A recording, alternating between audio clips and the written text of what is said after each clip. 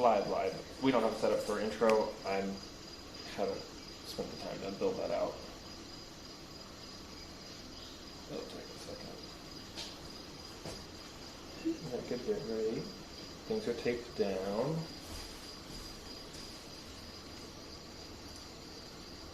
Yep, you're live.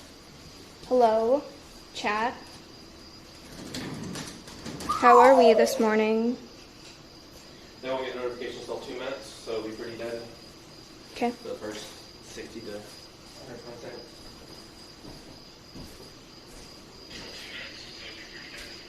Okay. Just mute that so they don't hear the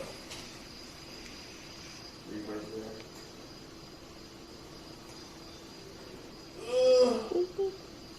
No. Oh, I need to put it on. Edit from info. Yes. Chat. Why not?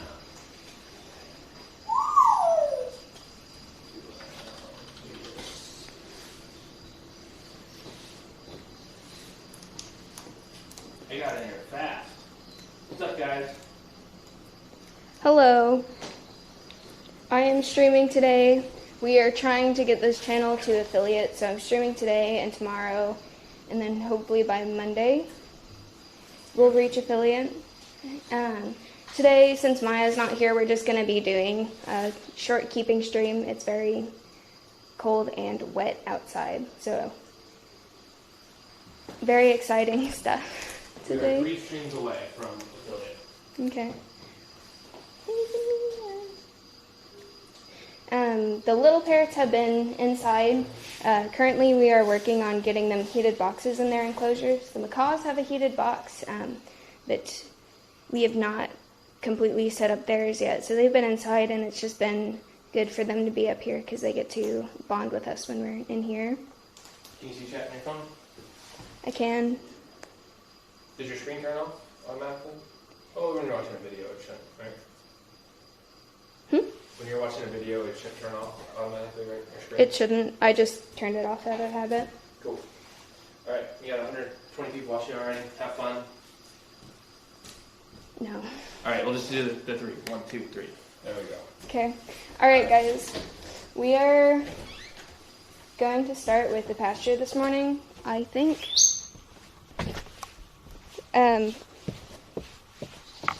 Acero's already out over there. Gonna do a short session with the donkeys. Probably not anything crazy because they're gonna be scared of the backpack.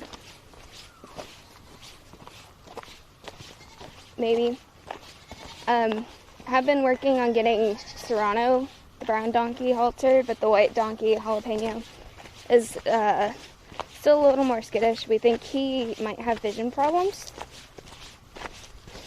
which makes him a little less confident. So trying to get Serrano to a point where we can halter him so that we can like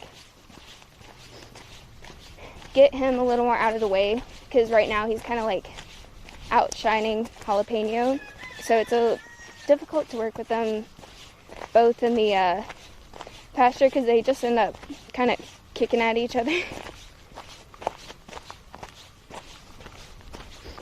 I forgot to bring Stompy's grain, but we'll do that in a bit.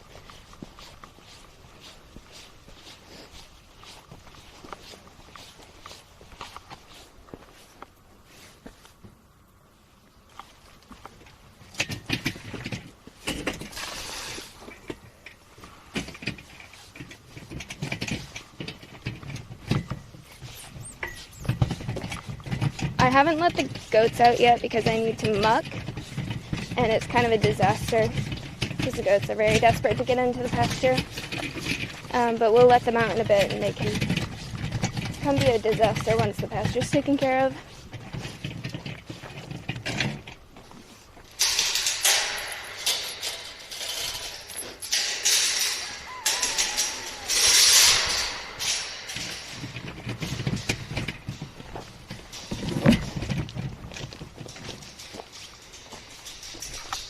You might notice a bunch of brush piles out to the pasture. Yesterday, Kayla and I worked on clearing out the pasture so that we can get it seeded possibly in the spring since it's so late into the fall now. And then next spring the pasture will have more grass that everyone can munch on.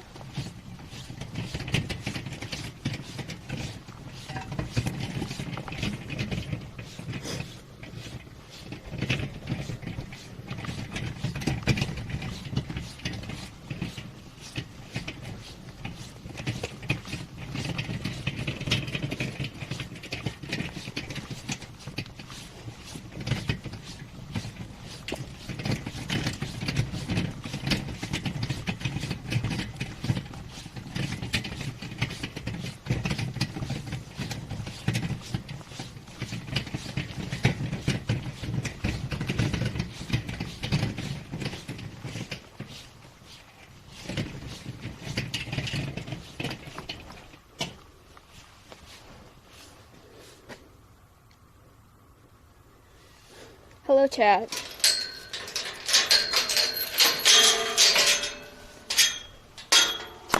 God.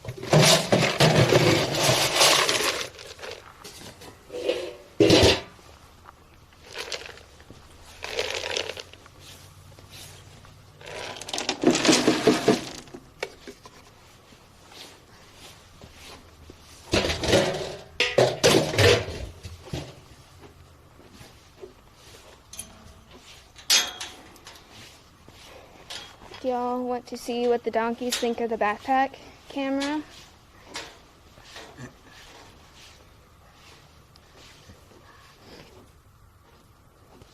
Then I have an entire phone on my wrist, so I don't think I'm going to be able to touch Serrano today. Definitely not jalapeno. But they're pretty confident in approaching. They're both very wet and muddy. No touching today. Phone.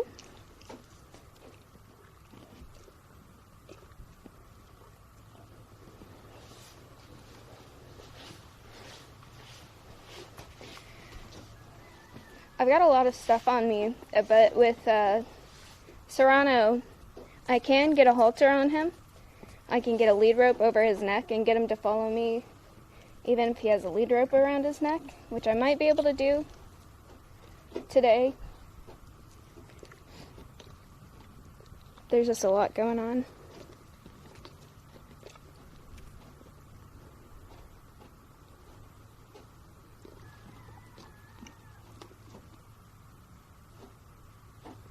Phone? No phone.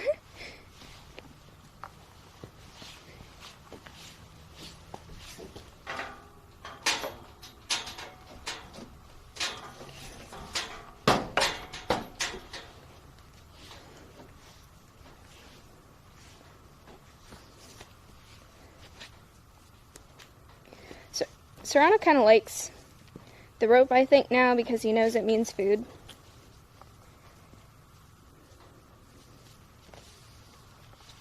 But it's a very long rope.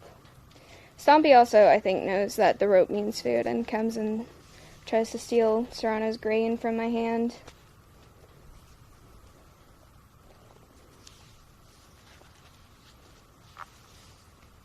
But with Serrano, We just work on meaningless motion and stuff. He's a little uncomfortable right now. He's been more comfortable in the past, but there's a lot going on currently. But he's still doing very good. I don't know if I'll be able to get it on him today. I also can't use both my hands because he's scared of my hand with the phone in it. For chat, this is Serrano. Over there is Jalapeno. Stompy's taken to pulling my hair recently. She also, like, when I'm wearing baseball caps, she'll, my ear will poke out of it, and she'll grab my ear. And it's a good time.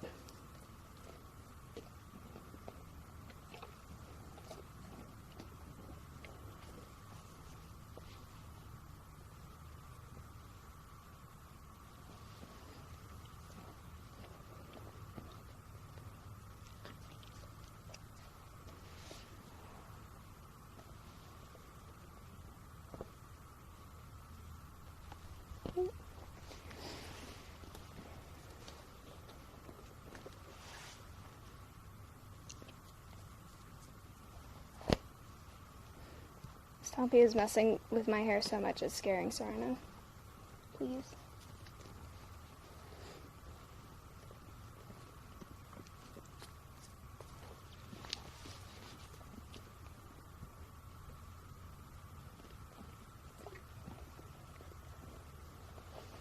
There you go. I think Serrano's starting to get more comfortable with touch. Horses, when you're working with horses, they don't salivate when they're thinking, or when they're not thinking, so you can tell when a horse is thinking when you're working with them because they start licking and chewing. And yesterday I was rubbing his face and he pushed more into it, and after he pushed more into it, he started licking and chewing, and then after I let him think about it for a while, he started pushing into my hand more. So I think we're getting somewhere. Okay.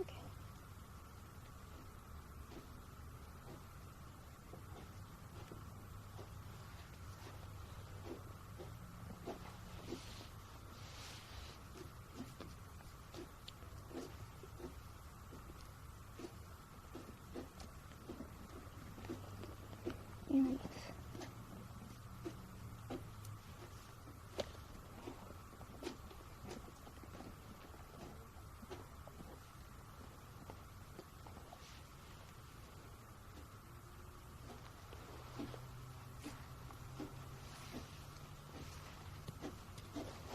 That was a little scary, but as you can see, once the rope is on him, he doesn't mind so much.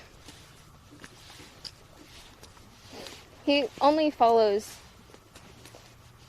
because he's just gotten so used to following me around, because I worked with him a lot on that.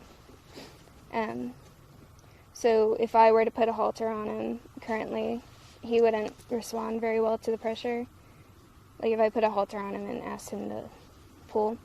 So now that I can get the rope on him, I've been working on getting him to lean off the pressure from either side.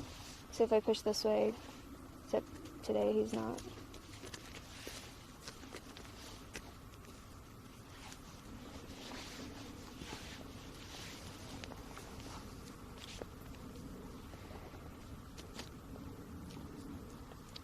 Going to let me. If I push this way, he turns his head, and then if I push the other way, I'll turn his head. Just trying to simulate what it feels like when we do get the halter on him and start leading him with it, so it's not as much of a disaster.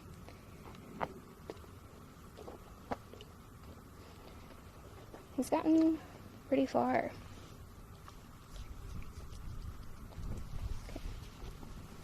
this off. Very good. Jalapeno is not nearly there. I'm surprised he's even coming up. I think when I started working with both the donkeys, they, you so much as looked at them from across the pasture and they'd run. So to get them to come over to us, I set up a bunch of bowls, and I would, anytime they looked at us or took a step towards us, I would throw grain in the bowl and move away from that bowl, and then I'd move to the next bowl and look for a behavior we wanted, and then if they gave the behavior, I'd throw grain in the bowl and move on to the next bowl. So it was, there's a bunch of different, so horses get rewarded from getting grain, obviously, but horses are prey animals, and they really don't like pressure. So pressure can be anything from, everyone has a bubble.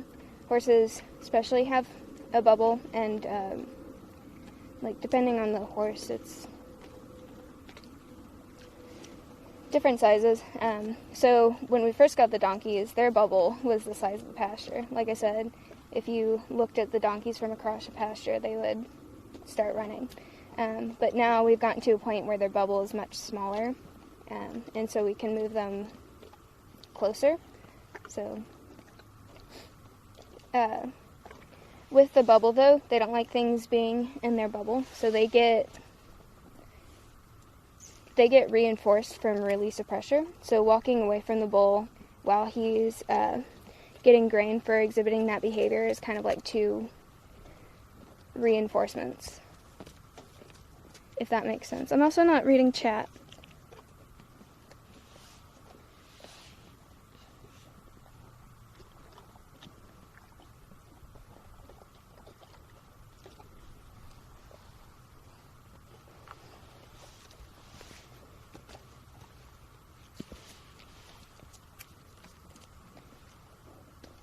There's we have a camera down at the bottom of the pasture so that we can monitor the pasture, and the donkeys like to roughhouse around 1 a.m. and on, and we got a video of them on the pasture camera playing tug-of-war over one of their bowls, their food bowls.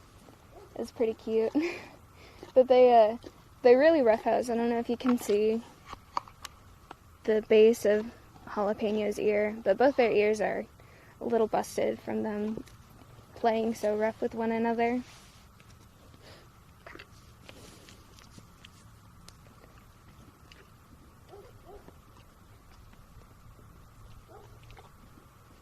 Do you want to see? There's a lot, huh? Okay.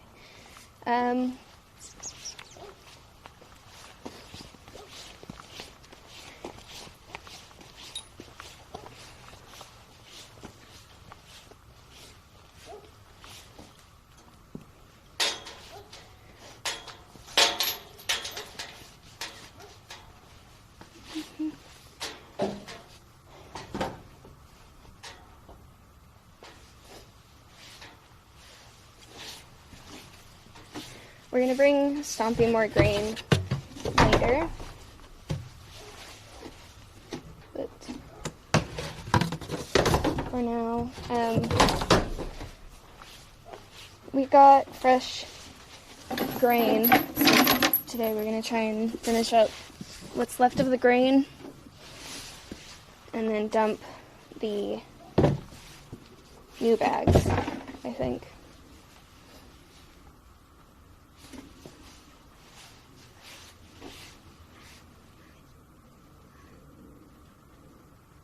I was hoping we could get a full bray from Jalapeno.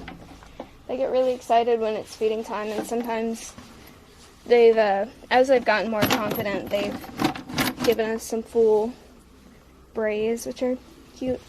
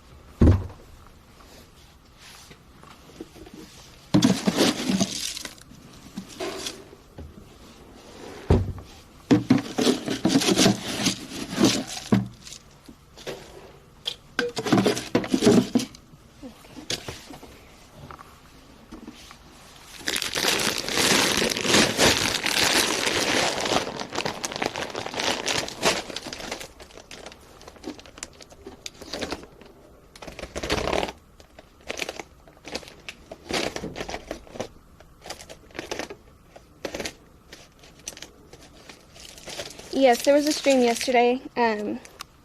We are trying to put a camera on Stompy so that we can have streams of her running around the pasture from like her point of view, kind of. So yesterday Connor streamed that. Yes, y'all missed the Stompy cam. Also, my hair's long and not in a ponytail, so y'all might see my hair.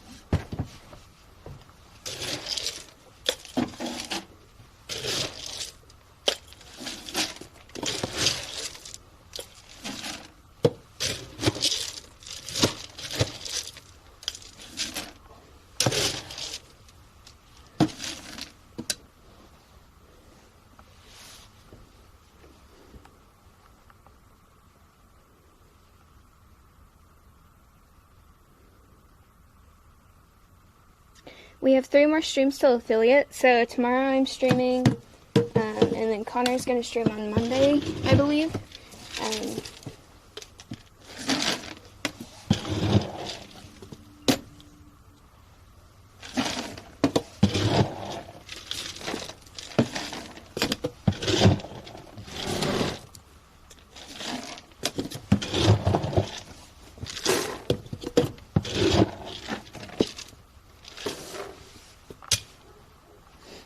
Acero eats 12 pounds of grain a day.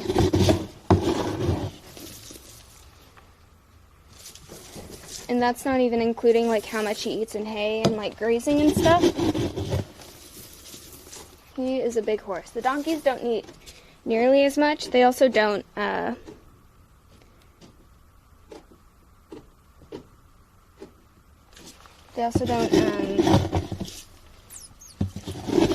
need as much grain, because a lot of grain, especially the senior that we give Acero, is really like high in sugar, and donkeys are prone to putting on weight, so we have to watch the donkeys' weight so that they don't get too thick.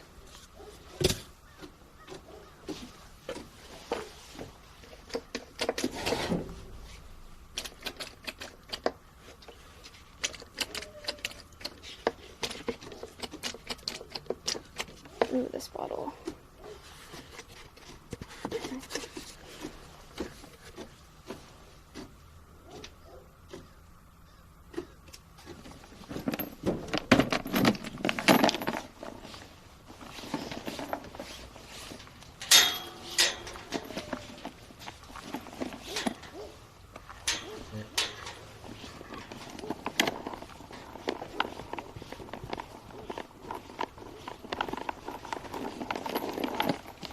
We're going to feed Acero outside the pasture so I can clean the feed cell a little more easily.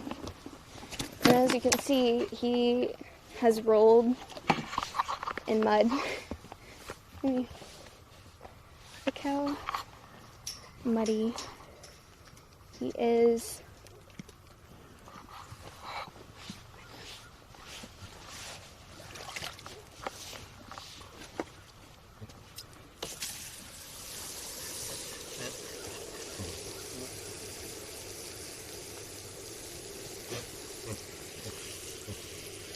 I don't know how to be a streamer, chat.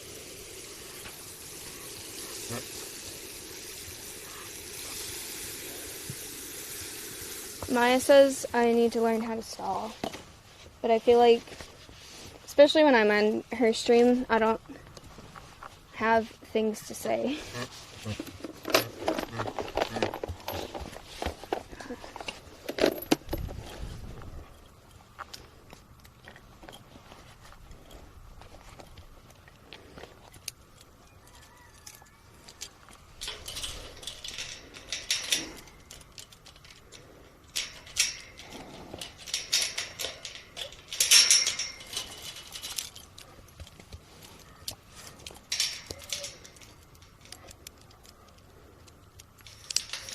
talk about rocks, but I always talk about rocks.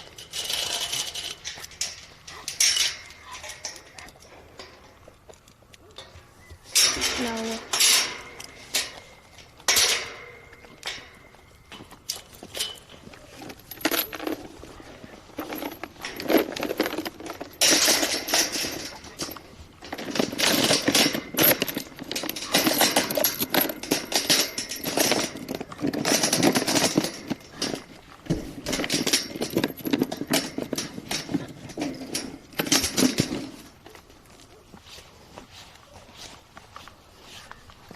We started, you probably saw this in Maya's last. No, you can see that there. Probably saw this in Maya's last keeping stream, but we started chaining Sarah's grain bowl down because he tries to throw it immediately. He's upset I didn't mix it. I forgot to mix it.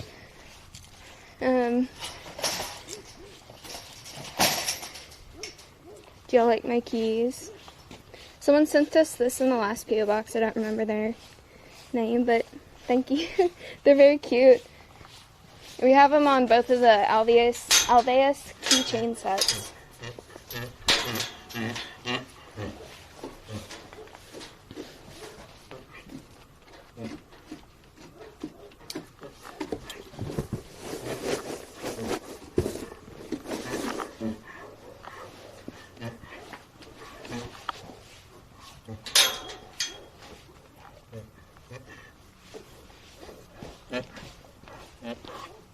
Excuse me.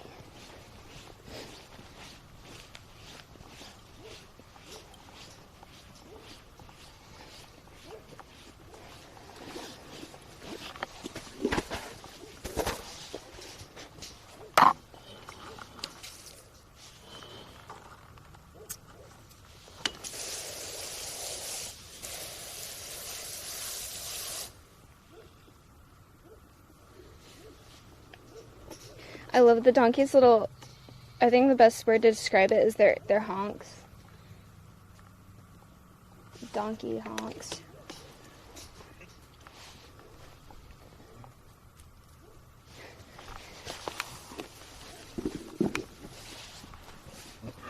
Excuse me.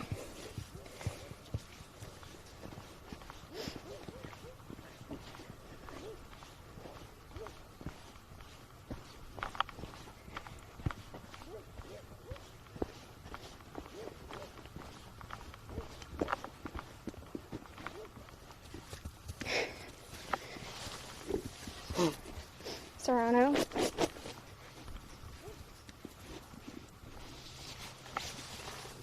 you go.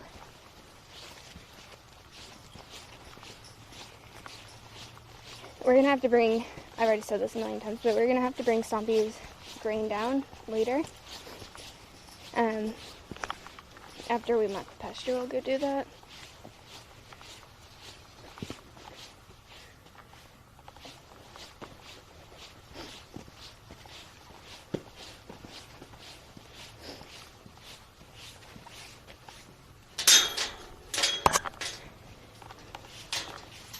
Yesterday when Kayla and I were mucking the pasture, Oatmeal, the goat, jumped onto the wheelbarrow, and then she jumped into the dumpster because the dumpster is so exciting.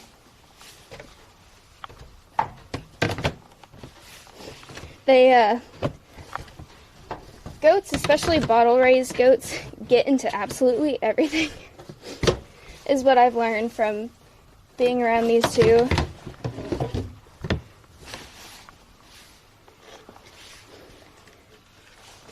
If they want to get into somewhere, they will get in there. But they're a lot of fun. I think it's so funny that they just follow us around.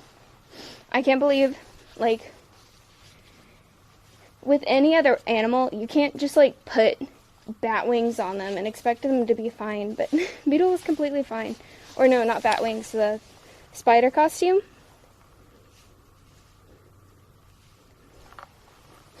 See, yeah, there's trash in the dumpster, but there was also, like, there's a very thick layer of horse shit.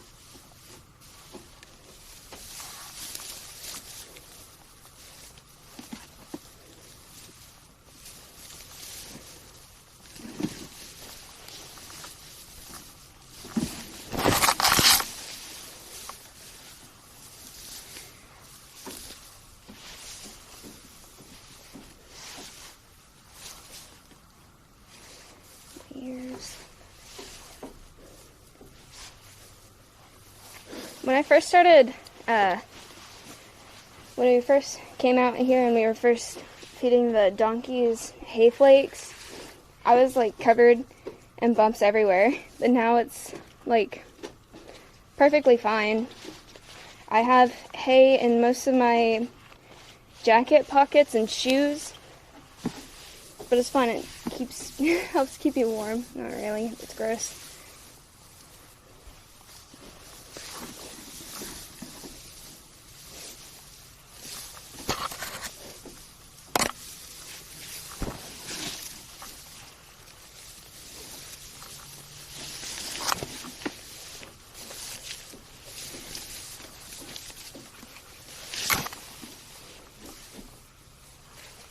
These flakes are usually a little more compact. This bale is very loose, so there's actually just hay everywhere.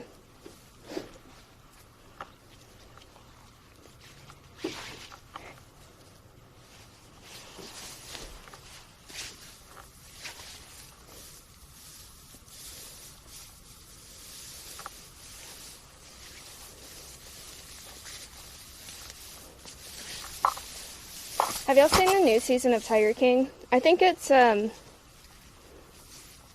crazy.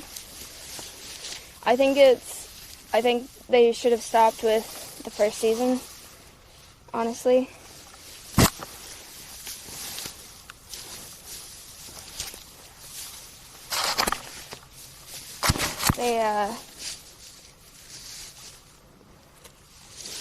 I think, so in this season they talk about like more about how Joe Exotic got into exotics, and he's obviously very mentally ill, and being on camera makes him even worse, and here we are again with the second season while he's in prison. That and the people who put him in prison are trying to get him out of prison because now the government's coming after them, so they want to make themselves seem like Joe did nothing wrong, so what they're doing isn't wrong. It's really funny. And then we find out also spoilers, sorry.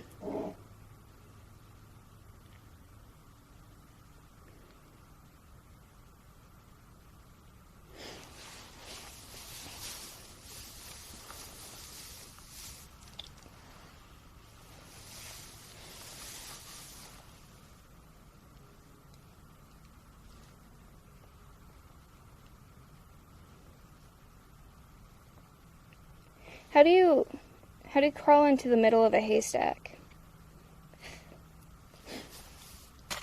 Sorry.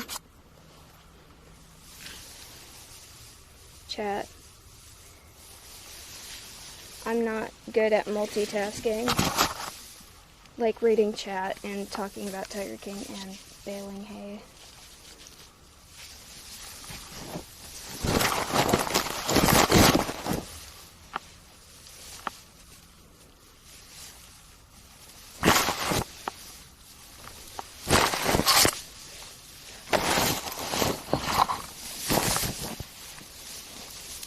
Hay is very warm, but that's just because it's like so dense.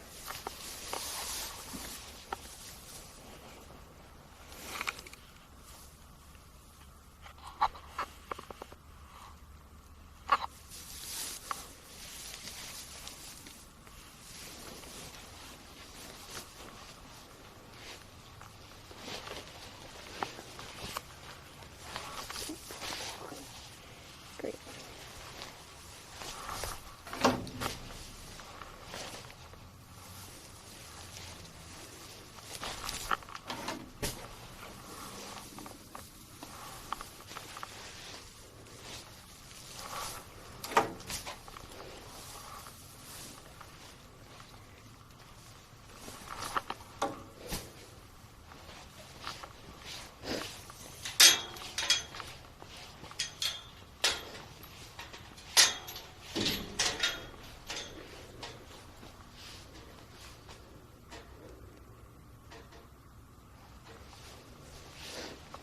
You're talking about like the circular bales of hay, right? I don't understand how you can just pull hay out of the middle of it. Because they're pretty tightly wrapped up, right?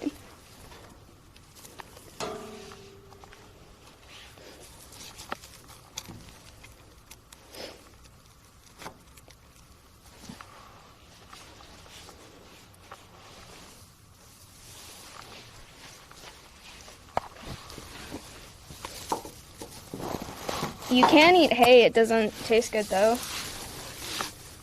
It's dry grass. It is kind of sweet though.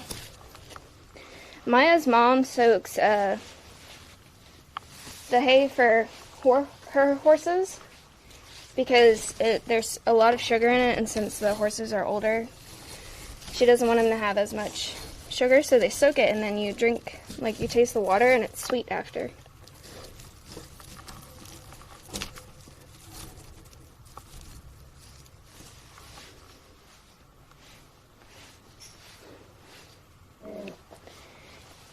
I mean, if you want to buy hay and season it and get back to me, I would like to know how it goes. Birds, when we get done with the pasture.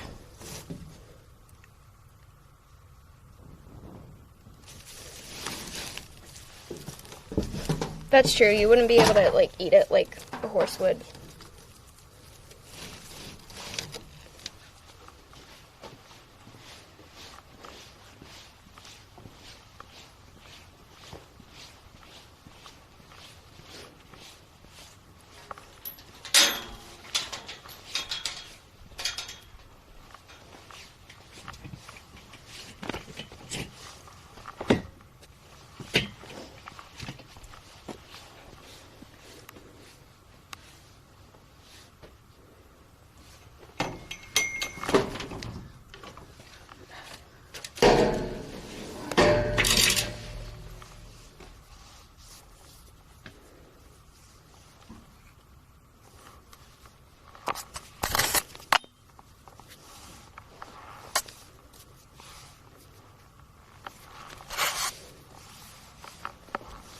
Wearing the thing on my arm feels like wearing a brace. There was one time I fell off a horse, and I thought my arm was broken, but it was just sprained. But I ended up having to wear a brace the entire summer.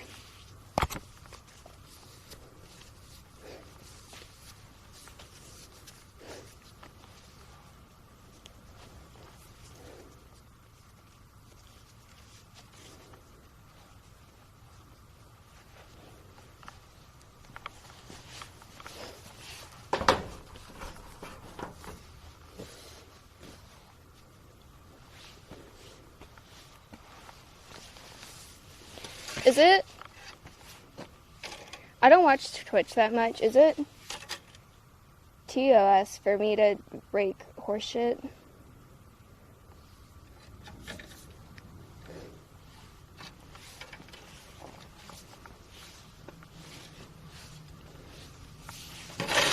I started writing when I got into high school. I started as a hunter jumper, but did not continue. Now I kind of just write a Sarah sometimes. I think if I did start writing again, I would try to switch disciplines. Okay.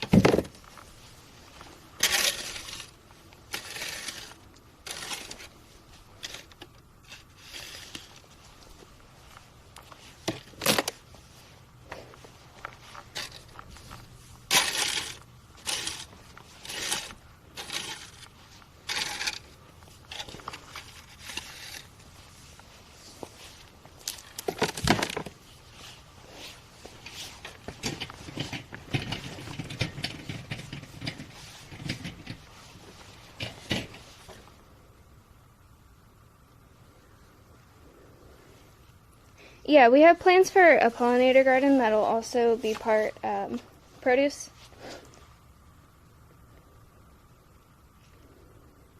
We're not a rehabilitation center. We're an exotic animal sanctuary. Maya and I both used to work at a wildlife rehabilitation center, but she started Alveus, so we're both here now.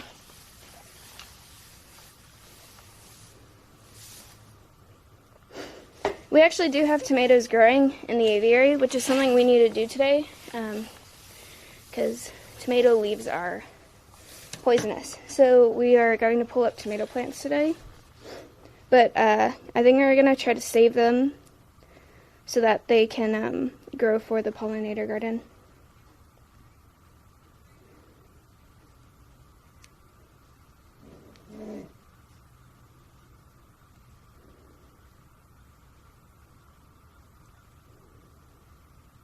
Most of the land in Texas anyways is private.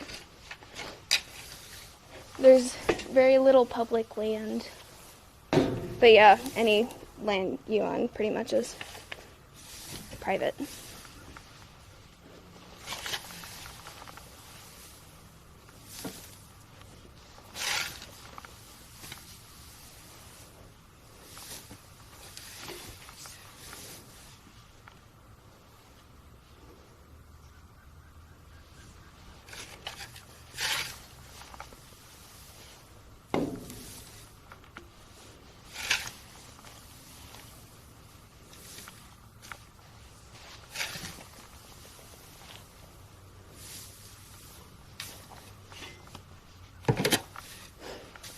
Right now we're raking up the hay in the feed stall, the old hay, because it's raining and we don't want the old hay to get moldy. We don't want there to be mold in here.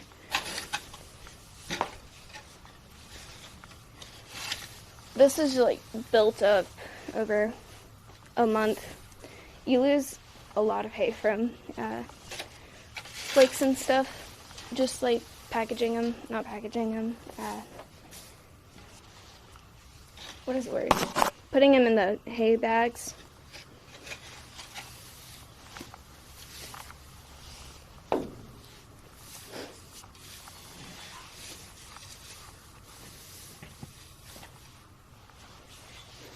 that's why we kicked Sarah out of the pasture, because he would try to be eating this right now.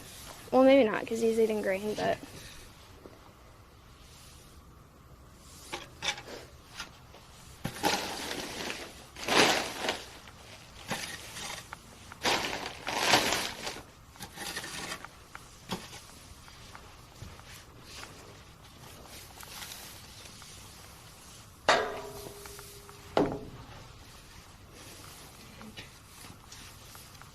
Do y'all think I can get the rest of this in the wheelbarrow?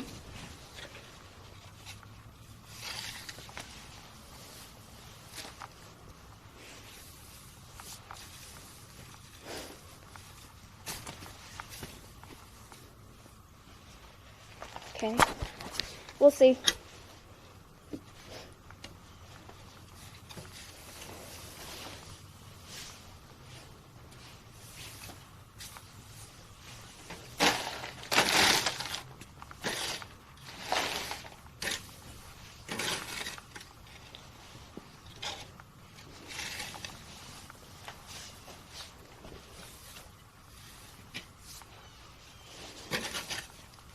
Thankfully, it's not windy today.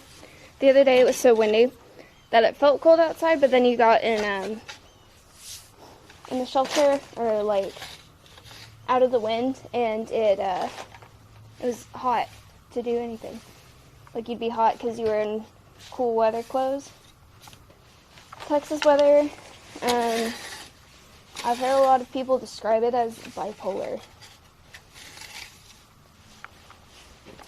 Like yesterday, it was so cold, and today I bundled up because I thought it was going to be as cold as it was yesterday, and now I'm hot.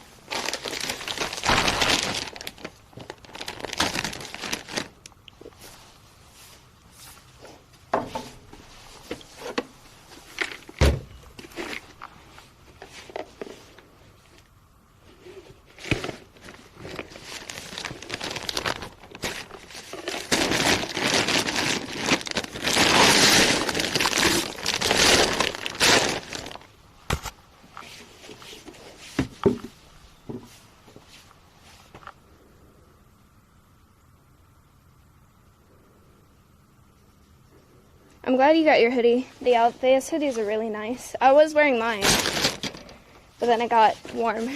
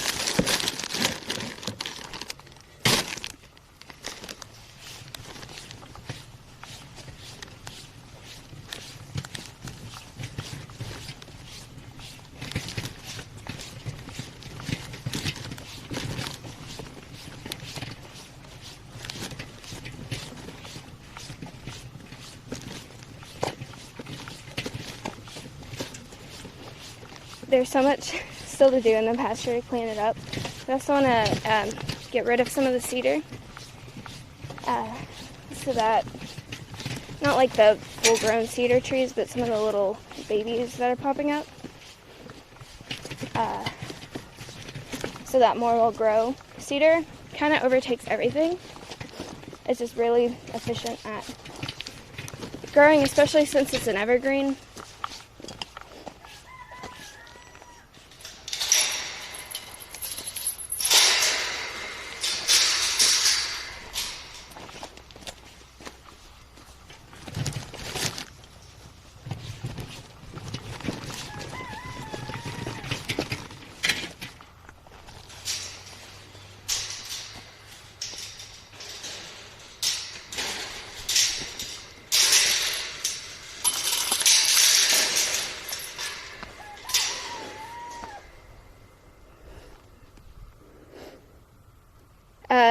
Cedar is pretty acidic. We have so much cedar branches, but we can't use it for any of the birds, because if they do ingest any cedar, it would be bad.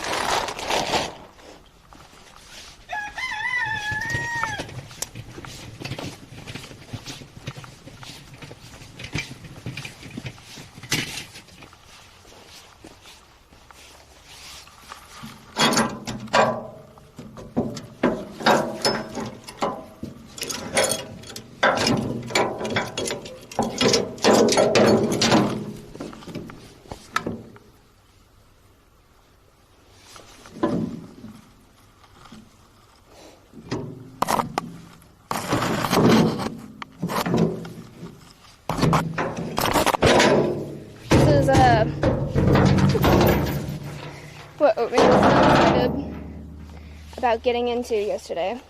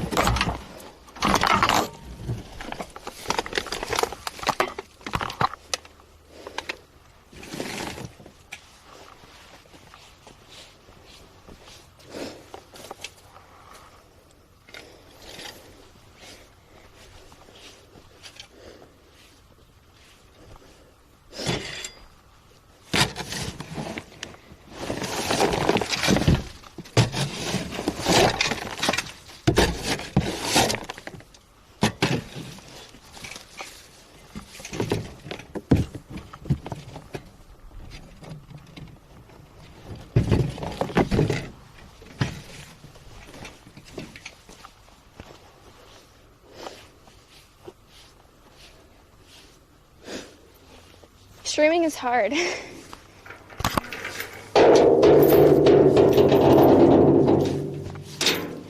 it's also fun. Actually just doing a lot of physical activity, but it feels hard. No, it's hard any other time I'm on stream, so. I'm also not even really, I'm not a streamer, so.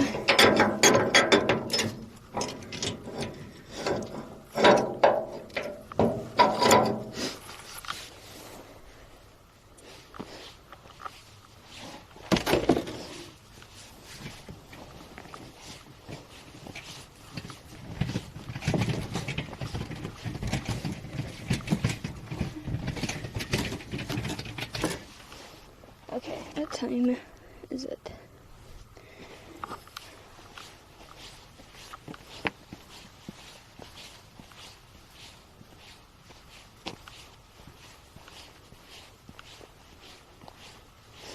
I think next we're going to do diet and enrichment prep and let the chinchillas out for a little bit and let the goats out.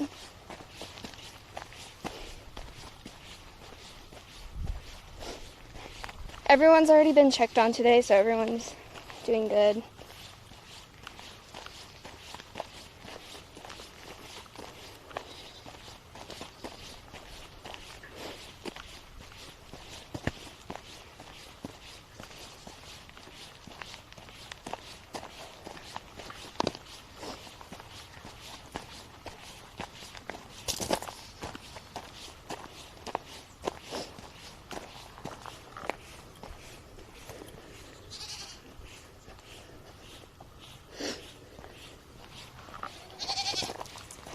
Here's the goats.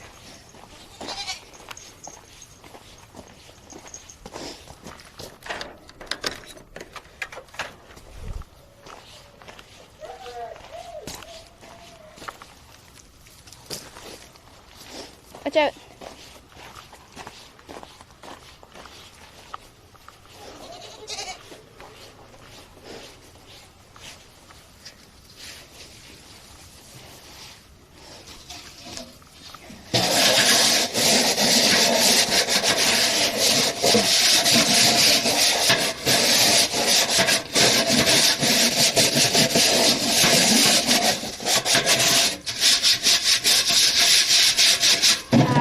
Beetle found my training pouch with a horse grain in it.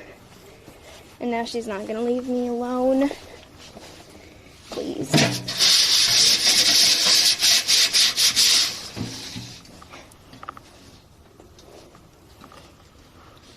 I don't know. You won't see her.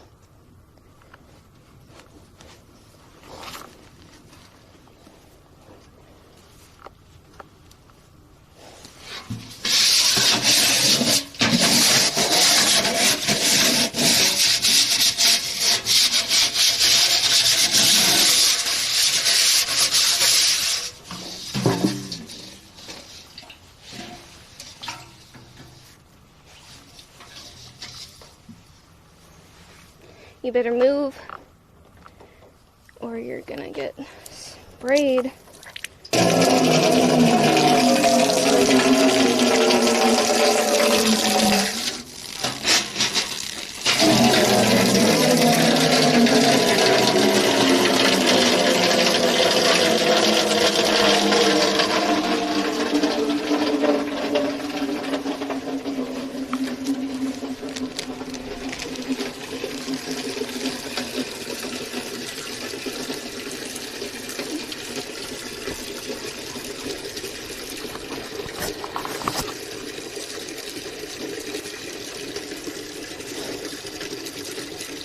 Is the lens better?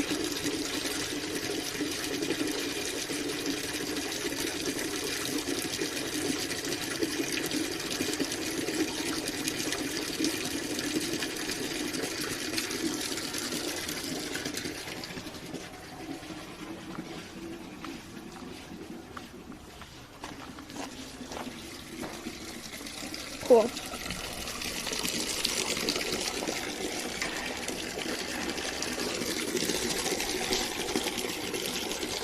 She knows I have grain.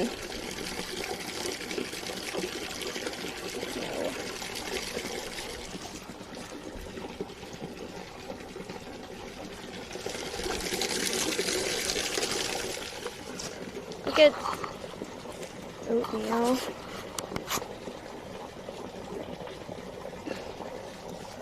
When they were little, I would let them out to graze, and then I'd climb in the tree and watch them, and they'd forget I was in the tree, and they'd start baaing, looking for me, even though I was right here. They used to be so little. I went through pictures of them recently, and they were tiny. Beetle's now too big to get under the pasture gate. She used to get under the front gate fence if we walked down there as well. But she wouldn't go out the front gate unless we were down there. Do we want to let the doggies out too?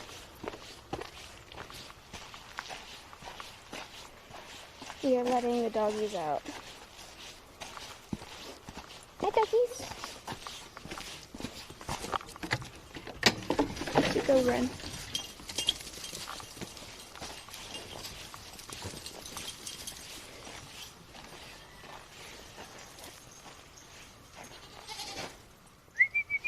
Belle. Belle.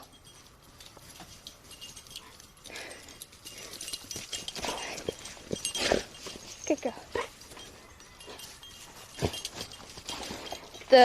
Maya's dogs only have one speed,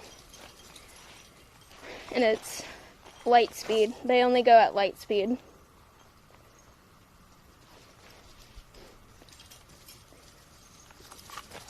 Hi, little man. He doesn't like the goats. Come here.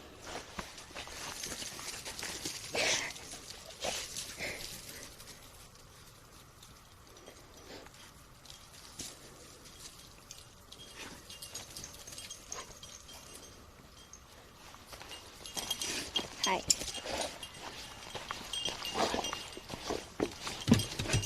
Go. Go. No dogs in the nut house.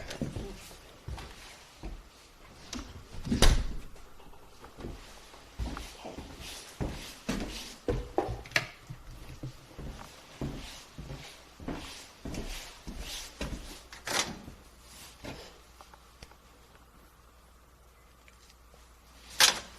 Today we get to feed. Both the dogs and the goats have bells on them. Actually, Mav broke his bell off, but Bella still has her bell. The goats still have their bells, so you're probably hearing the goats, so we don't lose track. We put them on them when they were little, so we wouldn't lose track of them, but now you can't avoid the goats.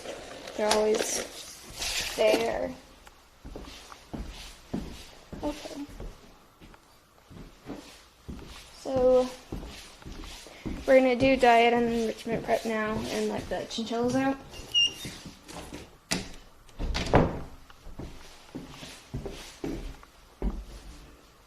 No one's here at the moment, but for practice, we have the sign so that when people are here, they'll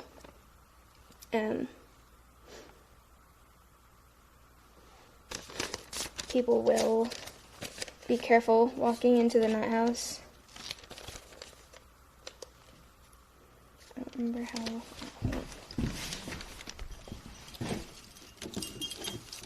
Hi, Belle. Go.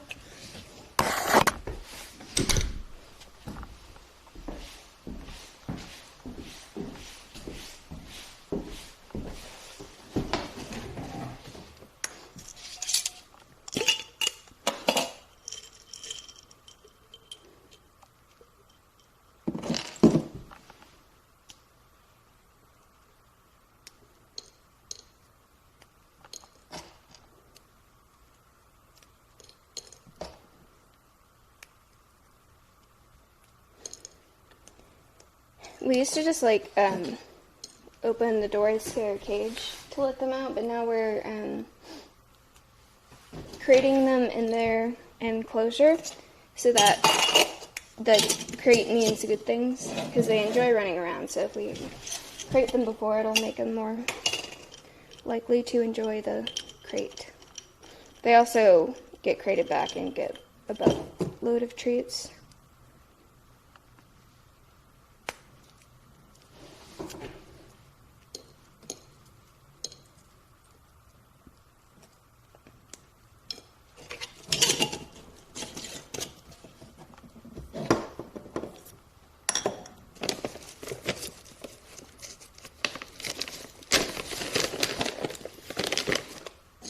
This is, we give them kind of a mix of treats, so that they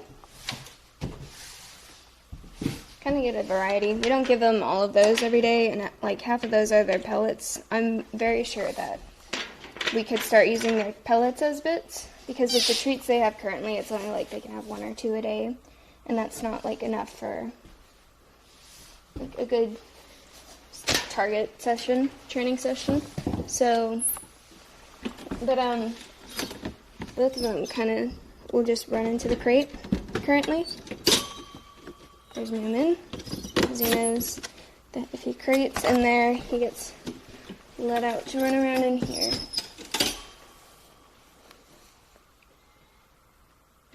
There it goes. And Snort sometimes takes a minute, but she's gotten pretty good about it as well. We might also clean the chinchilla enclosure today, because they poop a lot. Snort.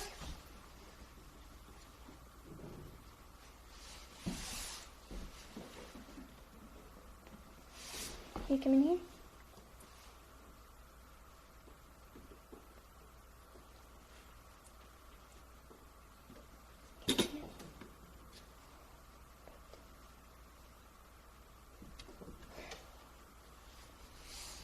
Can you come here?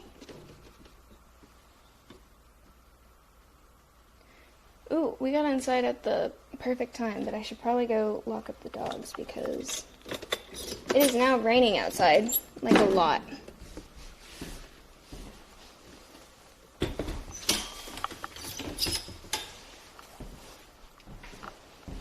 I'll be right back.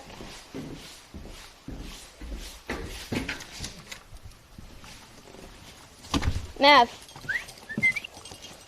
come on.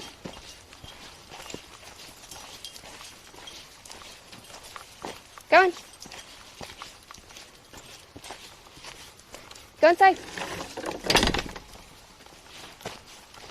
Mav. Mavie. Goats are upset that it's raining. Come on. Oops. Chat, welcome to my house. Never before seen. It's a mess right now because finals. I don't know where my rain jacket is.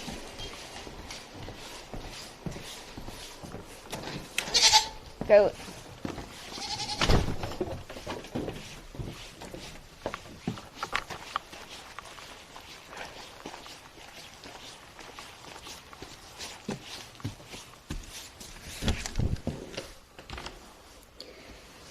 My one-room house. Okay. Chinchillas are out diet prep.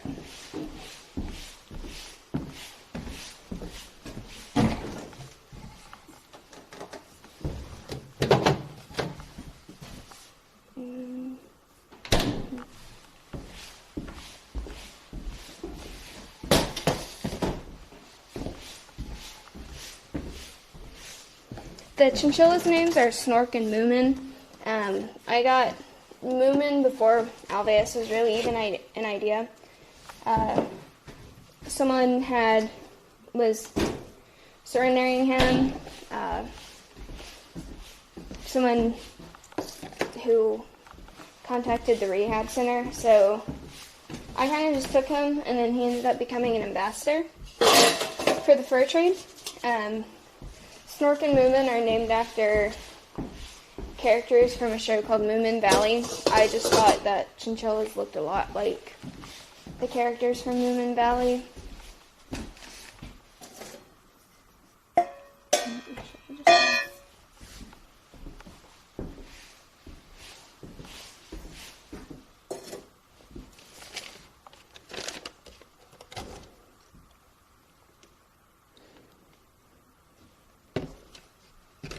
What am I studying? I'm a student. I'm a freshman, and I am studying wildlife biology.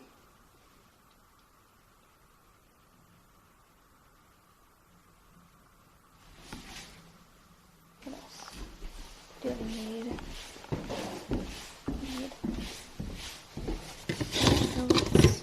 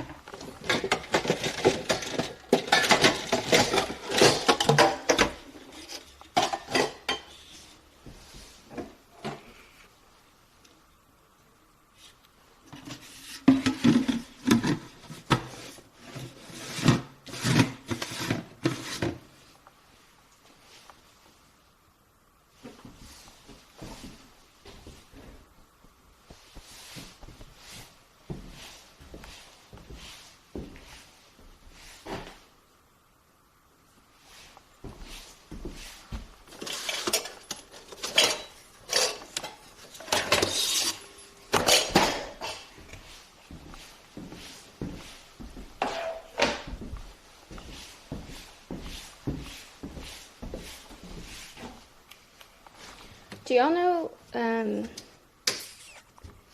anyone on Maya's team if the backpack can go in the rain? It's not raining that hard, but I don't know if I need to end stream before I go back out there.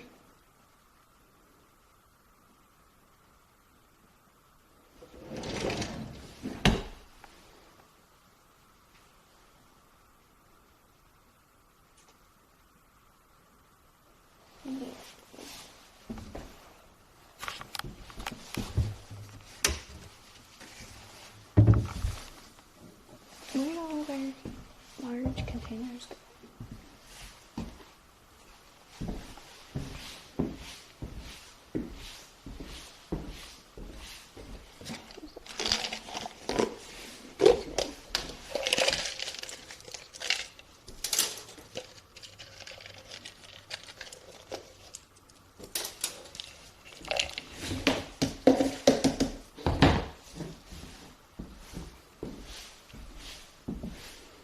Yes, I'm the animal care coordinator at Alveus.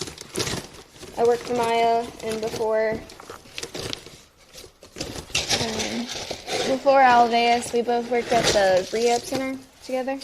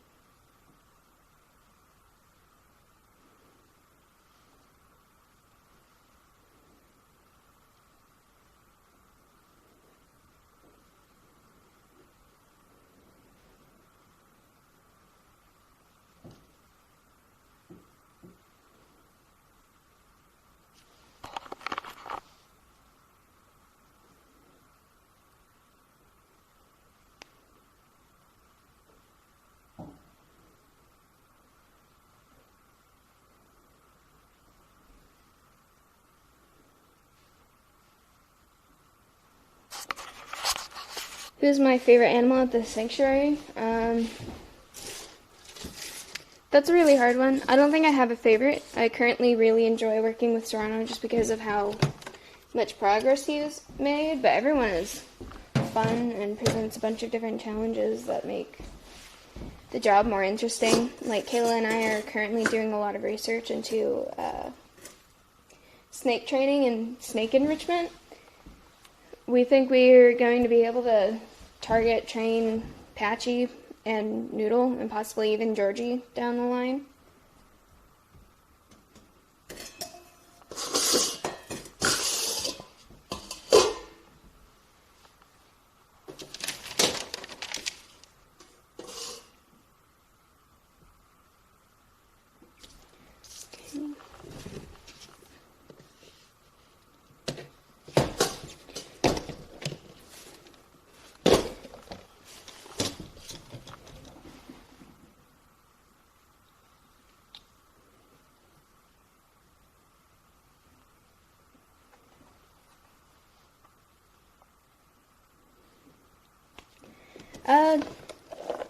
Yeah, snakes can be a little intimidating. I think it helps just learning more about them. I wouldn't say I don't think I've ever been scared of snakes, but just like not knowing how to handle them. Like Noodle's the first snake I've ever worked with, and she's a lot of snake to work with for the first time.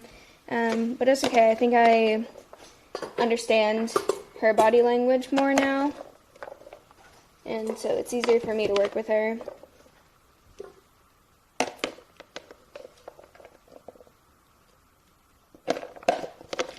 Why'd I grab a baby spoon?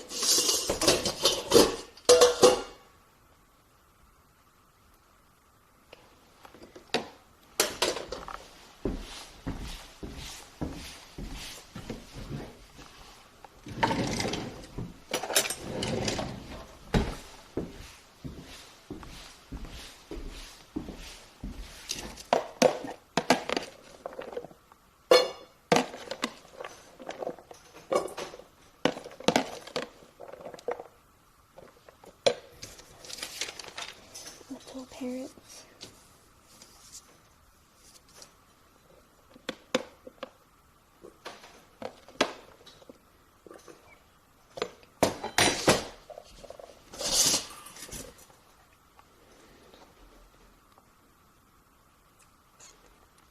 Yeah, snakes don't always give you a lot. There's not a lot to read there sometimes. Noodle, we think, is probably about 8 feet now, 8 foot long. When we got her and when she had her first shed, we measured it. We were told she was like a 5 foot long snake, and I measured it and it was like 7 foot long.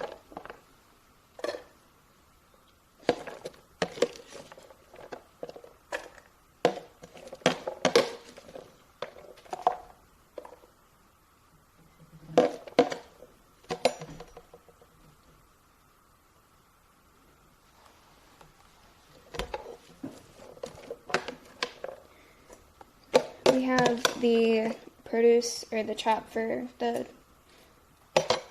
parrots and crows made. I think since there's so little chop in this left, we might give it to the chickens and see what the chickens think of it.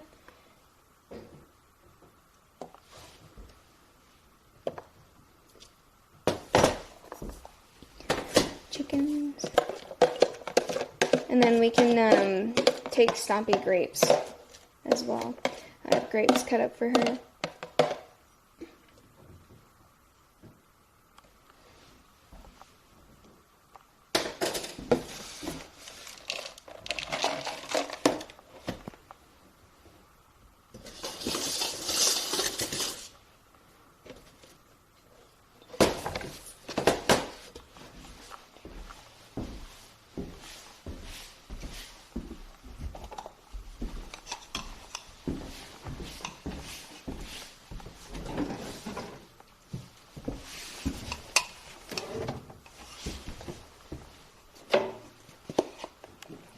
Tried to offer Stompy a blueberry yesterday, and she violently spit it out. She's pretty particular about what produce she eats.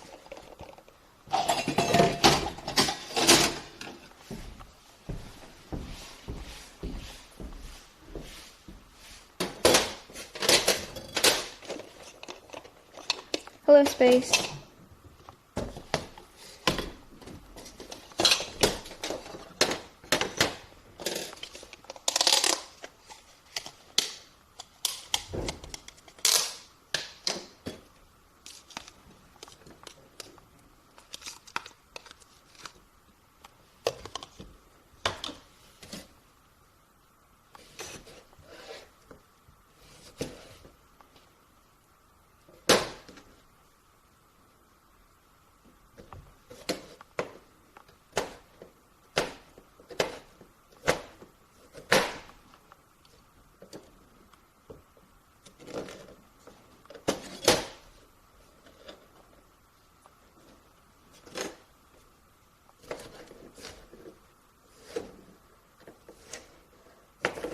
I don't know if you saw, but we've also been taking the chickens for walks outside of their enclosure, and they're pretty good. We take them on targeted walks, so we've been, if you haven't seen, we've trained them to come and peck a target, and then when they peck the target, they get a reward.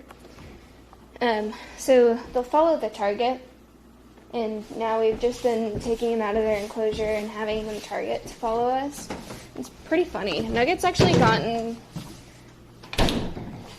how like Oliver was a little more present during the sessions than Nugget was. Now Nugget's more present, and she's starting to outshine Oliver again.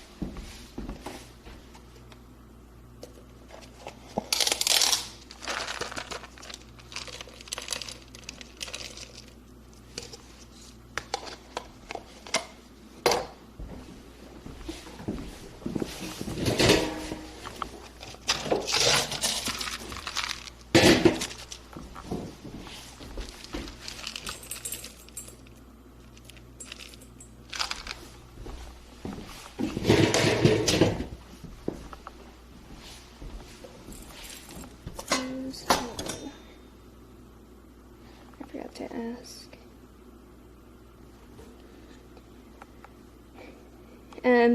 Number of animals fed on a day-to-day basis changes, just because not everyone eats every day. That's mainly for like reptiles. The reptiles and the amphibians don't eat every day. Noodle eats a large, like a giant rat, once every 2 weeks. Patchy eats a mouse once a week, which is also something we need to do today. And then we feed Georgie every other day. Georgie might not want to eat today, but we will go offer him food today. But we have, I always lose track of how many ambassadors we have. We have the 2 chinchillas, 2 snakes, Georgie the frog, 2 donkeys, 2 American crows, an emu, 4 parrots, and 2 chickens, and I can't do the math in my head. But then we also feed, Sarah gets fed every day. He's not an ambassador, but I feed him every day for, like, just as a favor for Maya. Same with the goats.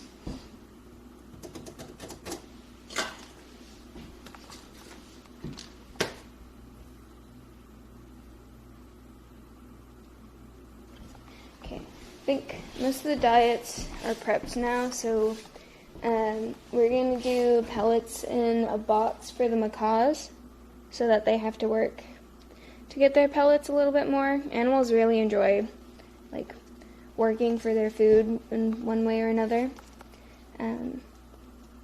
So you just have to find a box that's not too terribly intimidating for them. We might also try a box for the little parrots. But I don't know if we have any. There we go, actually. Small boxes.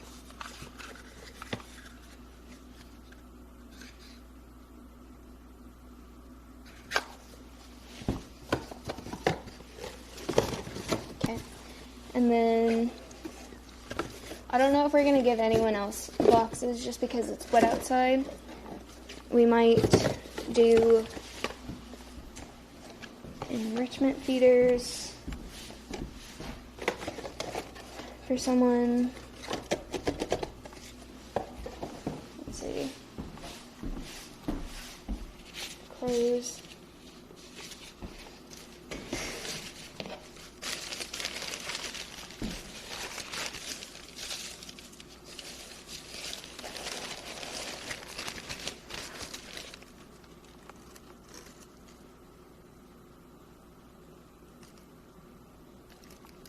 I think chat did name the frog after Poke. I'm not for sure, though.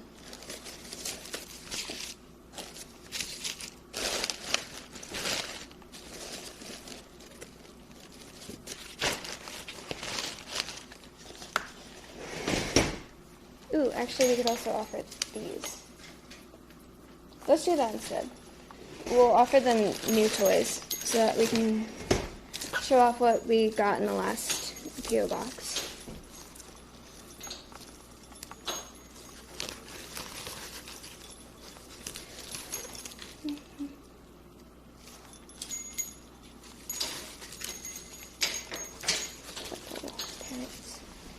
And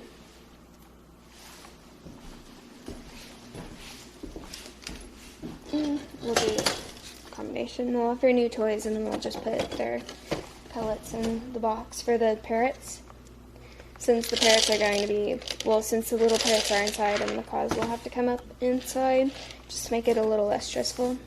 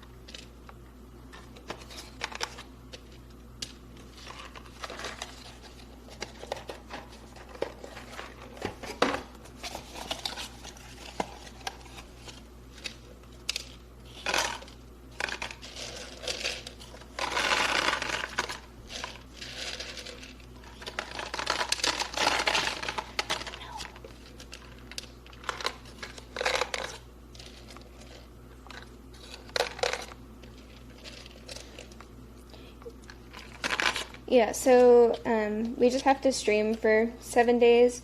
So I'm streaming today. I'm going to stream again tomorrow morning. Similar type deal. Since Maya's out of town, and then Connor will stream on Monday, and that will be our 7 days, and then we'll have affiliate.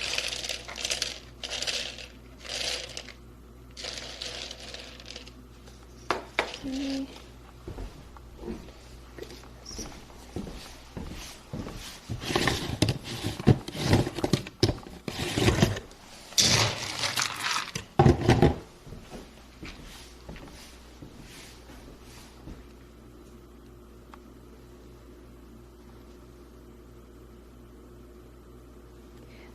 I'm definitely not a natural. He didn't really convince me. He just asked, and I need to learn how to be a better streamer, so, and if I stream these 2 days, then on Monday when he streams, we'll have affiliate.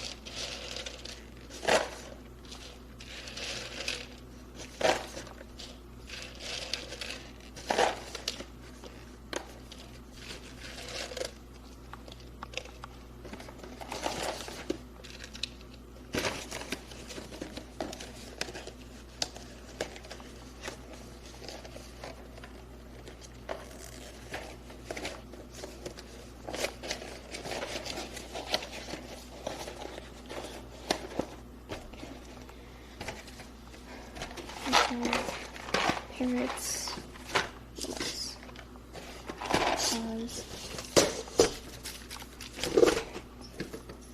macaws,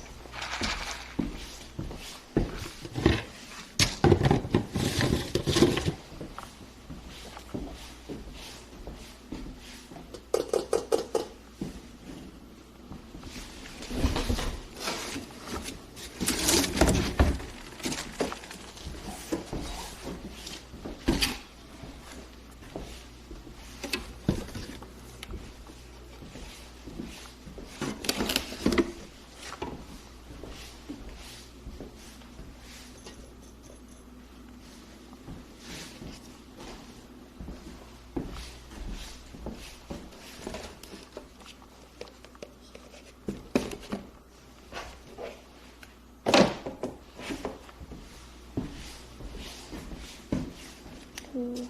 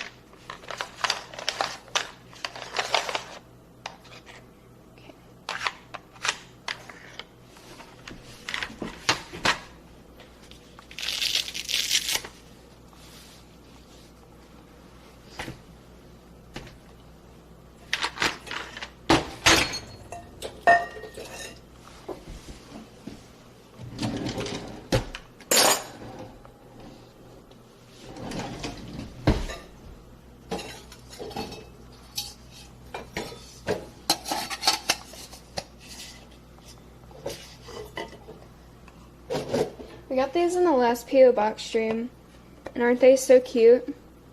They're microwavable little cups. You can't see them, But they have like lids and they're silicone.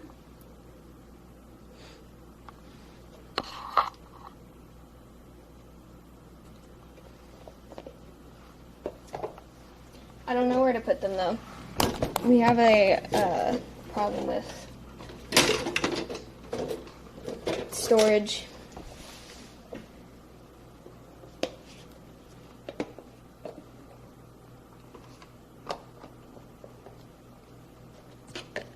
It's not a problem, it's just not everything has an exact spot it has to go. So we kind of just put them in random places and then forget they exist. But these are cute and we've used these, so I don't think it'll be a problem. The spray bottles did work. I'm sure we've used. Yeah. We had I had a spray bottle that we were using, and then it just like snapped one day for no reason. Well, for a reason, but a reason that didn't need to happen. It wasn't like even closed or anything. Like, you know how you can make it to where it won't spray? It was like ready to spray, but then like you squeezed and then just like something snapped and now it won't spray.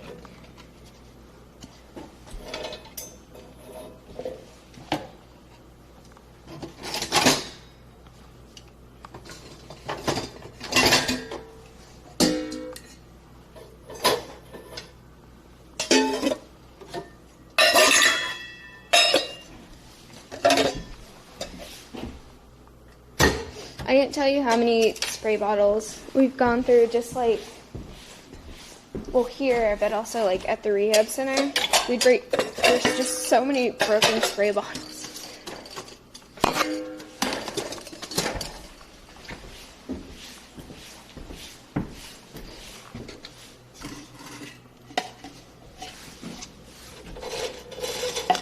Spray bottles are actually just designed to break so that the people who make them get more money from you having to buy more spray bottles. Conspiracy theory.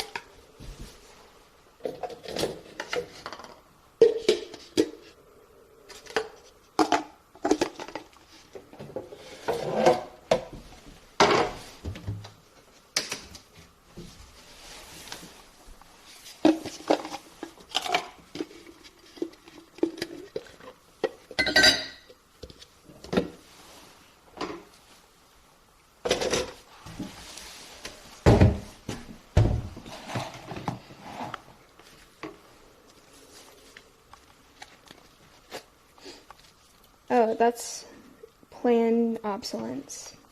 Yeah. True.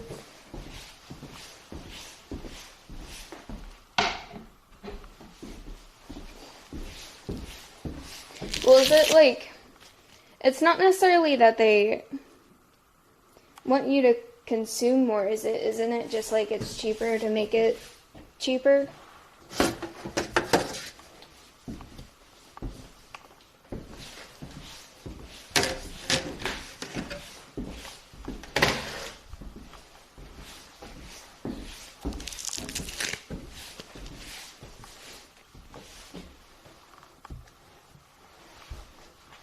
So capitalism is just like the root of evil, actually.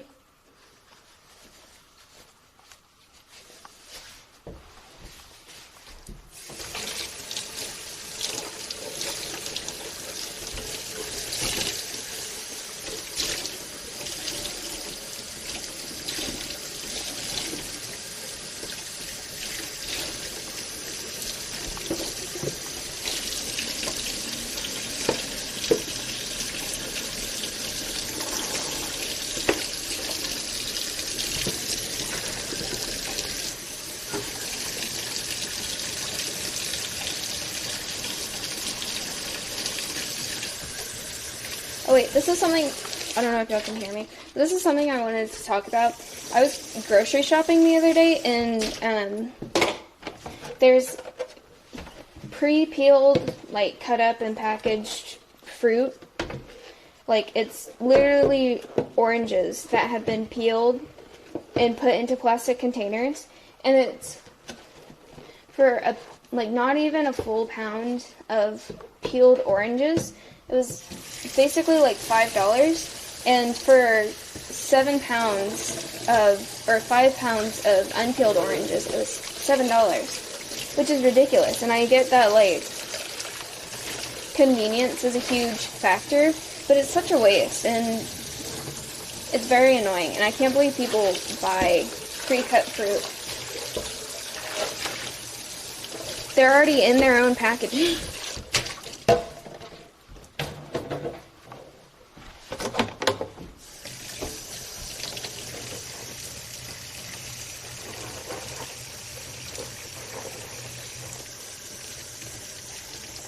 It's also, like,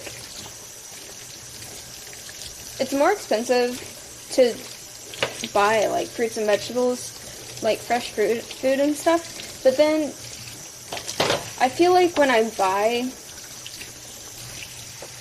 like, chips and stuff even, it feels like you're mostly paying for packaging, because half the bag is air.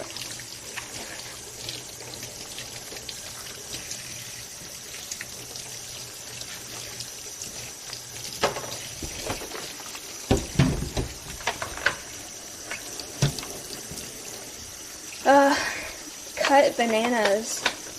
I feel bad even buying, like, pre-packaged frozen fruit. But it's because a lot of it is plastic. I don't buy it that often. It is kind of a convenience thing, but, like, you know, it's easier. And for some reason, it freezes better than when I actually try to freeze my own fruit for things. I don't know if I make chunks too big or something.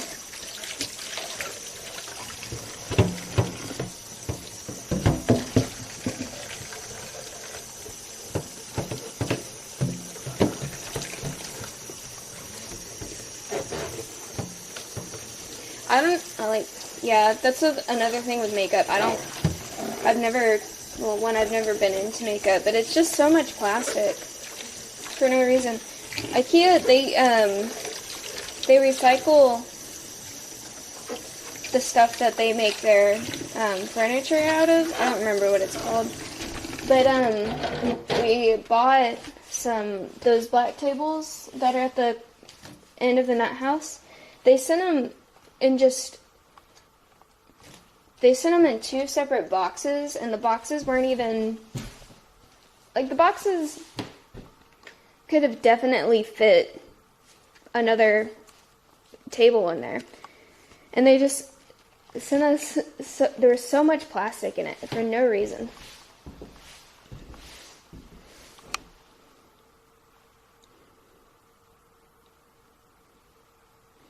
Have any of you tried,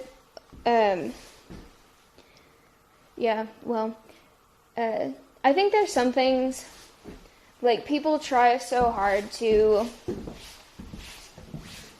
be, what is the word? Eco-conscious and stuff, and then I feel like a lot of people just end up wasting money on products. Like, I've seen people, there was a post I saw, and it was like this person had bought reusable bamboo like utensils, like forks and knives and stuff, and then she was like, after a while I realized that my stainless steel utensils were more eco-friendly because they lasted longer. And I think people just try so hard sometimes, and it's another thing where it's become like a trend, so that all of the it's very expensive to be eco-conscious and stuff.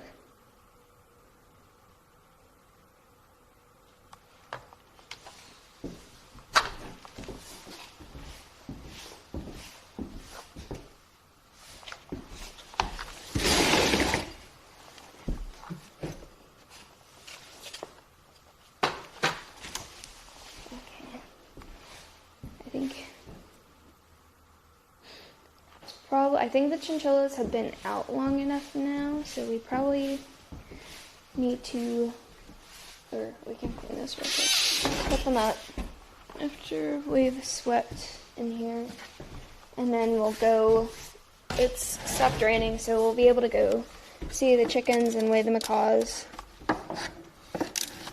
and feed Stompy.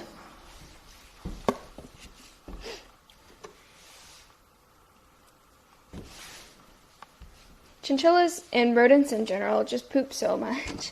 Like, we clean this every day. There was one time when I had Moomin, I put him in my bathroom because I was curious to see how much he actually pooped. I think he pooped 50 pellets in an hour in my bathroom.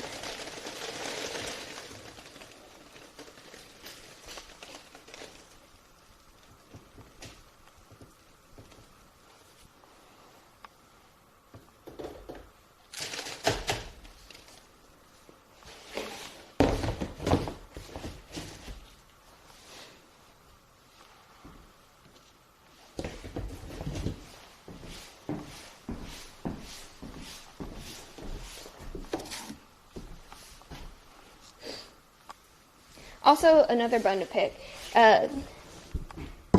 Maya's talked about, like, agriculture and stuff, and that it's not necessarily the fact that people are eating meat that's bad for the environment. It's, like, how people are getting their meat and not knowing their traceability and stuff. There's just so many, like, vegans and stuff who are very quick to, scream murder and stuff, and then all their products have like palm oil, or they're so expensive and like just not accessible in general. And then a lot of them spread like misinformation. Like, a lot of them for some reason think that they're so much smarter. Like, I saw this one person try to say that we're actually just frugivores like chimpanzees, which a frugivore is an animal that mainly eats like fruit and fungus and stuff like that. And she tried to say we were frugivores based off of our teeth, but I think she, wherever she got that idea from about chimpanzees being herbivores was not entirely true, because they're definitely not herbivores. There's videos of like bands of male chimpanzees hunting down and eating smaller monkeys. So that, and like, that's why I was, another thing with Joe Exotic and Tiger King and that show and stuff is the other side they chose to represent in that documentary is PETA. Which a lot of people have feelings about PETA. I have some feelings about PETA. Wow, look at that. I just ran it, but I wasn't ready to click.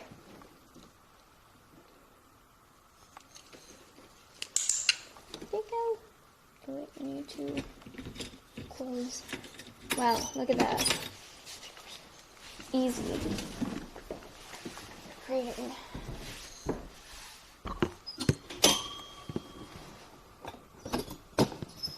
Okay. Very good.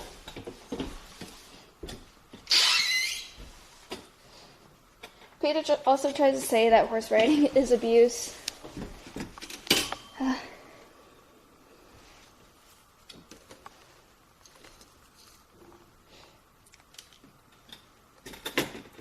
I'm glad there is an organization that is, like, representing animal voices, and an organization that is that large. But I think they could be doing better.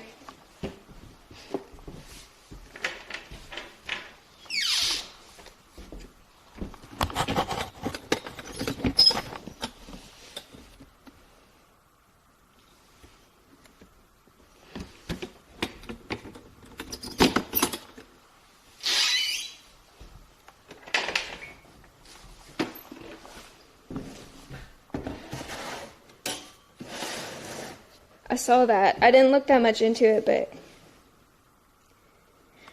We don't have any foxes yet. We do have a fox that we're trying to, well, we've been offered a fox, and we're working on getting an enclosure built for him, and he would end up being an ambassador for the fur trade as well.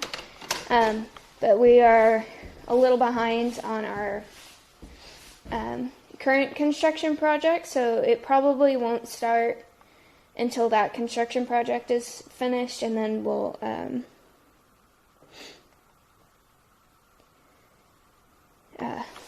work on getting him out here. His name is Finn. He is a red fox technically, but his coat color is gray because he was bred for the fur trade. So he just has a different colored coat. Oh man, Chad, it's miserable out here. Look at it.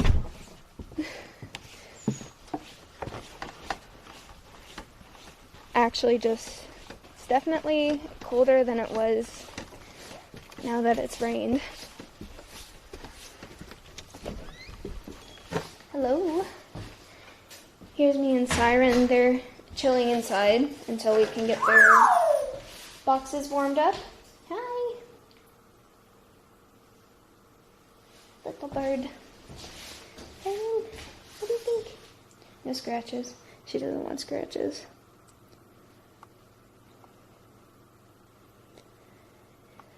For a cat, you don't want to call a rehab center. You want to call a shelter, or you want to ask around on your neighborhood page and see if anyone recognizes it.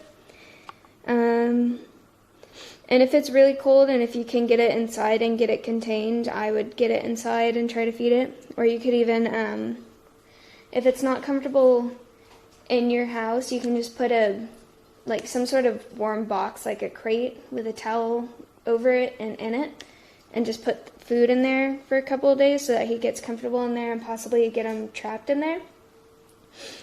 And then I would definitely contact a shelter, but it depends on where you live, because different shelters have different ways of doing things, and not all shelters are going to be taking in animals at all times. Okay. Alrighty.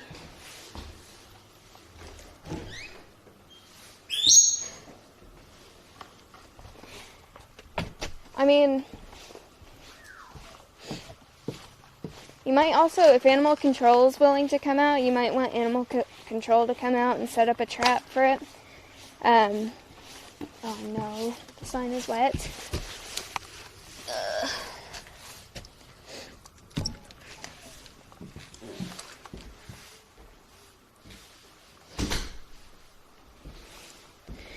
Rehab center and shelter are not the same thing. Rehab centers are usually, when we say rehab center, we mean like a wildlife rehabilitation center, which wildlife rehabilitation centers aren't taking in domestic animals.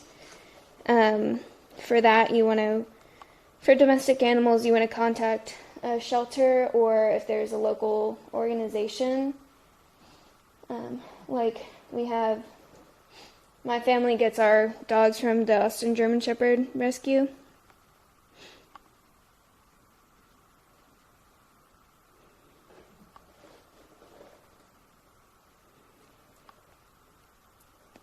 I honestly don't know how Finn's name is spelled. I think it's F-E-N.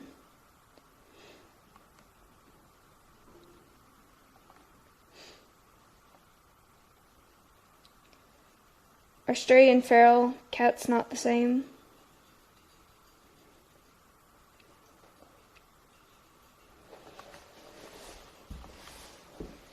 So much green. Okay.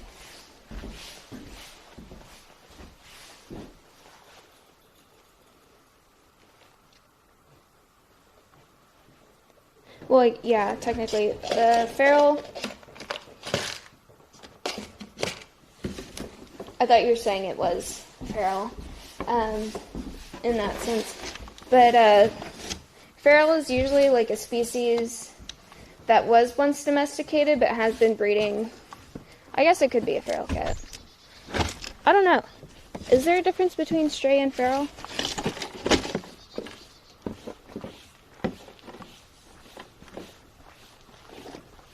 Because there are feral cats.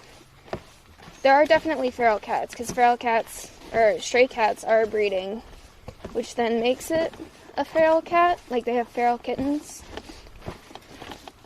So, cats can be both stray and feral.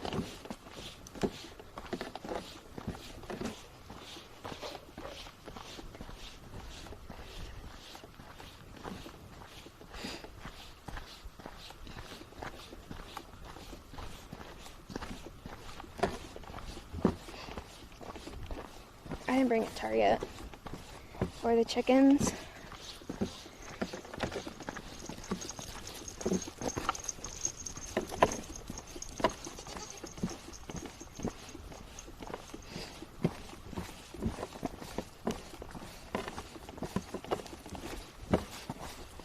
The goats got stuck in the rain.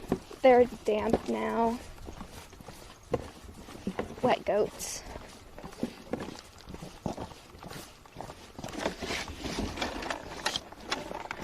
Stumpy! Nobody saw that. I didn't almost trip.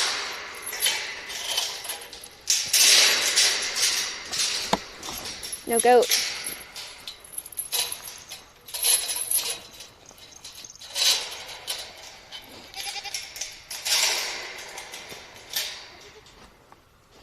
Stompy really likes goats. She thinks it's fun to chase them. We're trying to see if Stompy would eat out of a bowl. Yesterday we gave her one of those large metal dog bowls. I'm going to offer her a shallow pan today and see if maybe she'll eat out of it.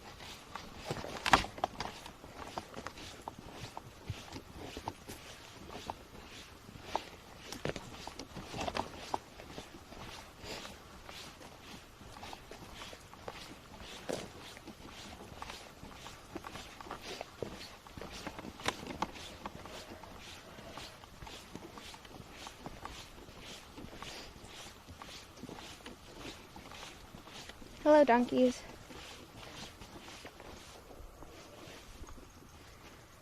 It's very impressive that he's walking up to me with an entire box in my hands.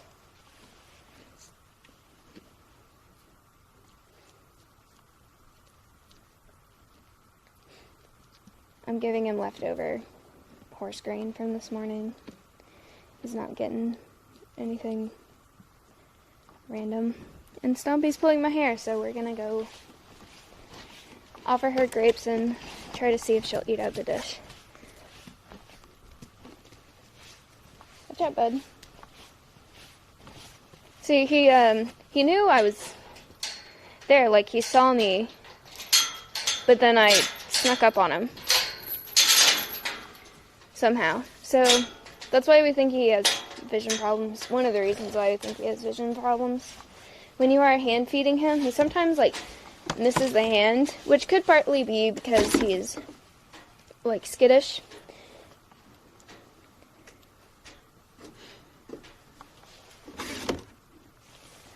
But Serrano used to be just as skittish as Jalapeno was, and Serrano wouldn't like miss your hand with food in it. Stompy, you want some grapes? Sorry, bud. Hey. Stompy. She likes grapes this morning. Maybe somewhat, maybe not. Yes. Okay. So with her, we've been just kind of getting her, working on her following us. We don't have a specific target for her right now, but we will eventually be target training her. We kind of want to target her to train red light, green light, kind of. So, move red light, green light, yellow light. We'd ideally have like 3 different colored targets or like some sort of flag or something, and when she sees it, which we think we could get her to recognize color. When she sees what color it is, it would correspond with like her speed. So if it's red, she'd stop. If it's yellow, she'd walk. If it's green, she'd run, ideally.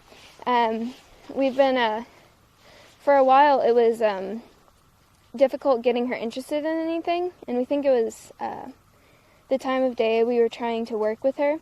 She had already eaten, so she wasn't hungry anymore. So we're starting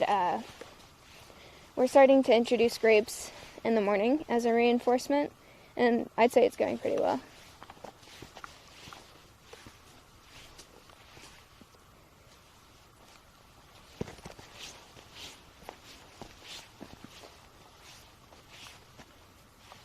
There's a lot of, when she wasn't, like, she would, one day she'd enjoy grapes, and then the next she would just violently spit them out. So we were trying a bunch of different bits, like we were trying different types of fruit, but it would be the same thing, like she liked it one day and then she'd spit it out the next day.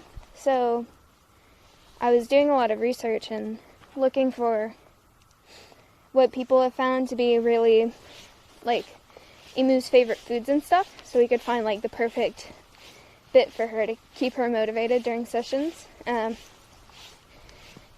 there's a lot of websites, I feel, that don't have very good information. There was this one website, and it was, like, one of the first websites, and it was, like, emus love onions, and I can't think of an animal other than a human that I'd feed an onion to. And then they were like, emus love bread. And I'm like, that's not, that doesn't sound good, because you're not supposed to feed ducks and geese bread at ponds and stuff, because then they can't digest it well, and then it pollutes the pond. That's all the grapes I had. Yeah. So it's just weird. They also said emus also like cake, which I'm sure they do, but it's not necessarily something you want to feed an emu. I mean, I'm sure pigs could eat anything, but I'd still be pretty hesitant to feed them a lot of things.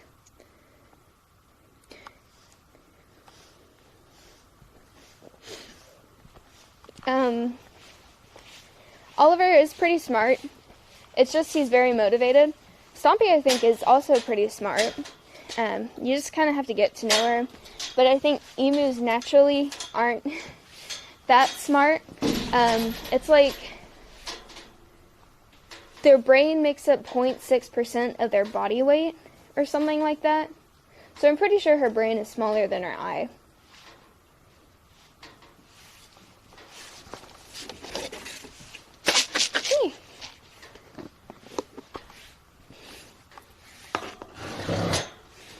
In the wild, emus eat a lot of, like, fruit and grasses and insects and stuff.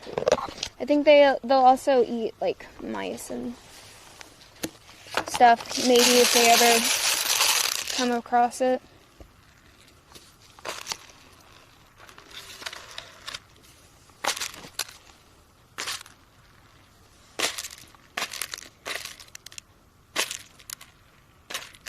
Yeah, so you're not really supposed to feed, well, you shouldn't feed bread to ducks and stuff. They can't digest it, and it ends up polluting waterways and causing a lot of algae to grow, which is not good for fish and stuff, because algae takes a lot of the oxygen out of the water, and then if the algae forms a layer over the top of the water, it can prevent sunlight from getting down to the bottom and preventing the growth of native aquatic plants.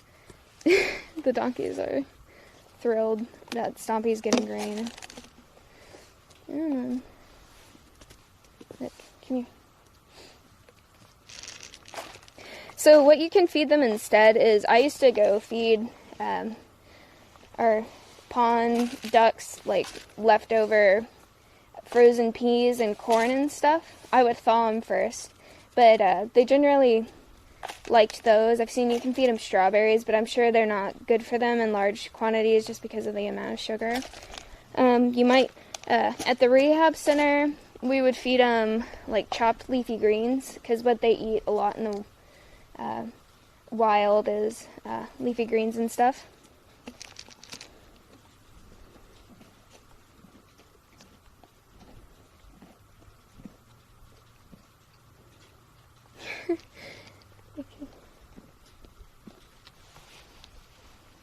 I think this is all I'm going to give Stompy in that dish because the donkeys are a little too interested. She's also not that interested anymore. So we're just going to dump this. Maybe we'll leave it down here for another day when the donkeys are being fed. Stompy prefers eating out of this anyways. This trough.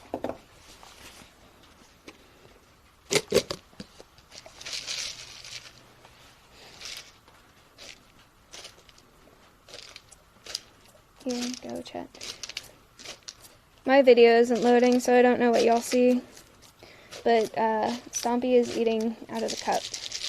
We talked about, since she can be a little aggressive taking food from the hand, we talked about getting her own like little coffee mug to feed her out of, which I thought would be pretty funny. I think we still have plans to do that. Okay? Okay. I think she's done taking from the cup, so we're just going to put it in there for her. So that's pretty much all of that is actually all of the pasture taken care of. It's sprinkling a little bit. I think I'm going to wait here for a couple of minutes and see if it doesn't lighten up, because I don't want to mess up the backpack. Connor said some rain was fine, but...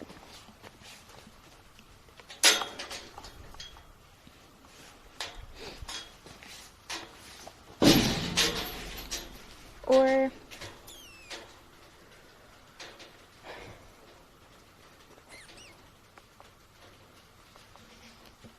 Acero's out of the pasture. Currently he's grazing since he's easy to get back. We'll probably go put him in here in a minute.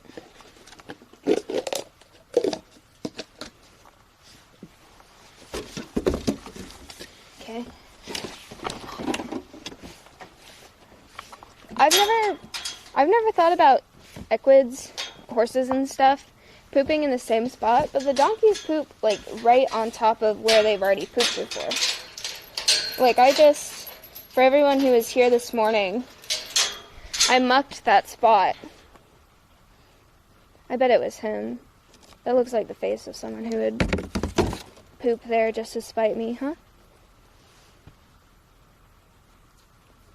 Very nice.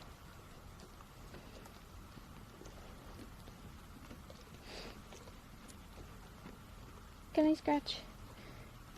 He knows I have food in my hand. Itches. There you go. Good stuff, huh? Okay.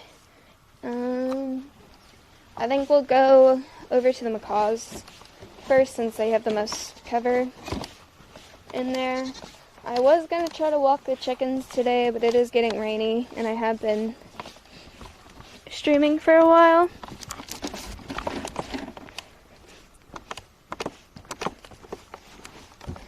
I am still a student. I am still studying, yes.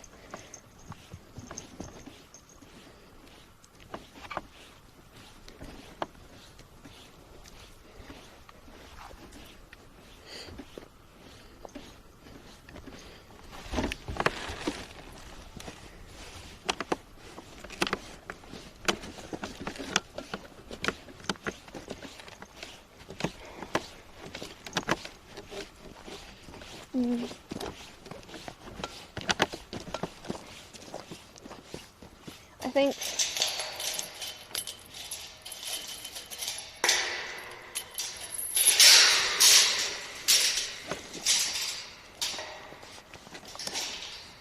no goat. No goat. Okay.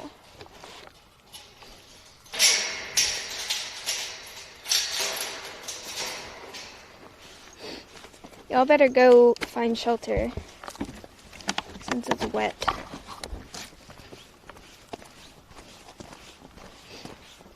Yeah, I don't know if the chickens are going to want to come out today. The macaws might not want to either.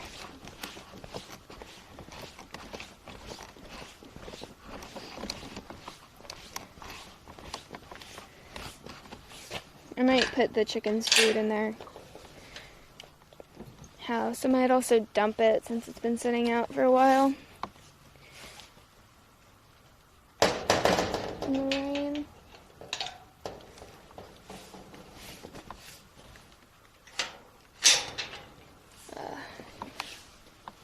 Definitely didn't get down here soon enough. Man, I might just have to, I might have to go back in, bring this thing and pick up again.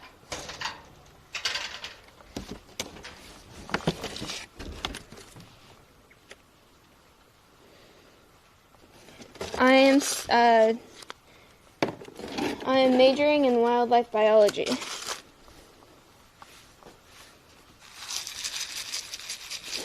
How much do I walk? Well, yesterday Kayla and I were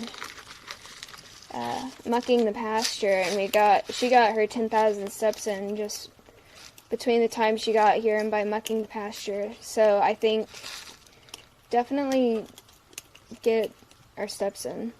Chico's not thrilled by the camera. That's his angry dance. But you can see Connor's been putting these boxes in. There's 2 over there for me and Siren, but they don't have the heat pads hooked up yet.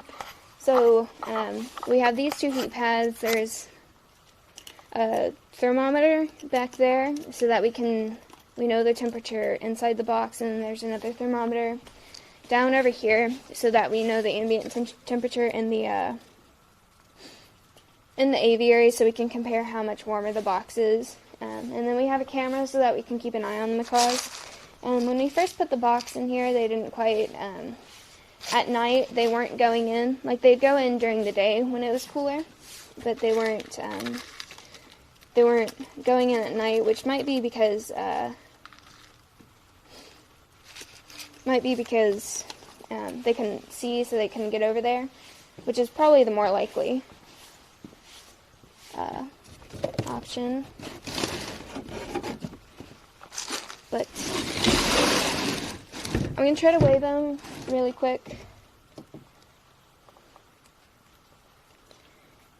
Any growth on Patchy? We think he has gotten, he has put on some weight. We haven't started weighing him yet.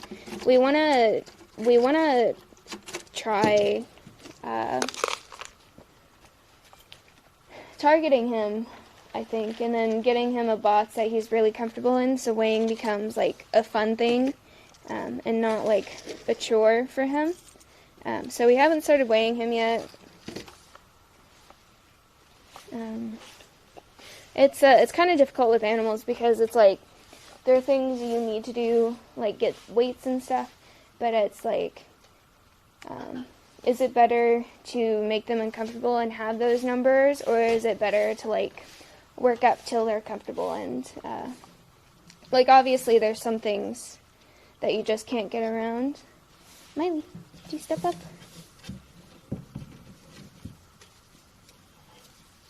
Oh, I want this. Chico, very nice. You want this? Miley's angry at me. She's been angry at me the other night when I got back from my parents' house. They were both way up there at the top, and I had to bring in a ladder in the dark and then have them step up to a really long stick because it was really cold, so I needed them to be in the box.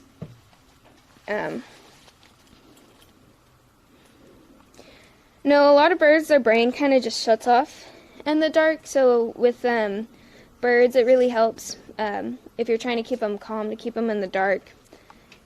Just because there's a lot less mental stimulation for them to see, so they don't panic as much.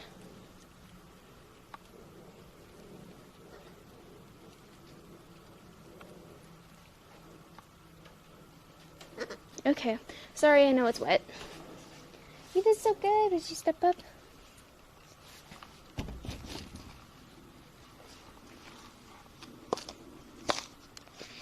Do you like all of these for your troubles? And we'll see if Miley will come step up. Can you step up? There you go.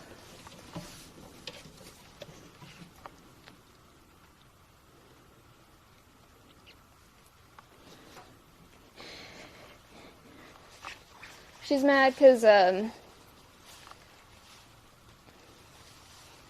probably partly because of the backpack. Did you step up? And Tico's mad that she's mad. Did you step up? Yeah. Okay. I just need one of yous. Tico. Did you step up? Disaster.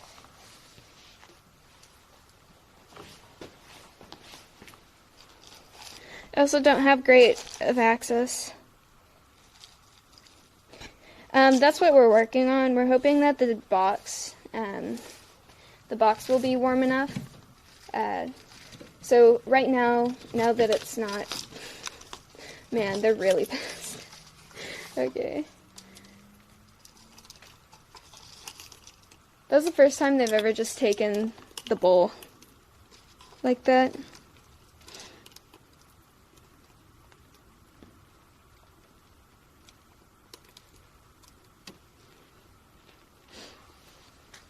Let's see, maybe a different stick. I think it's a combination of things. The black things are the heating pads. So it's, I don't know what the temperature is in there. I can check.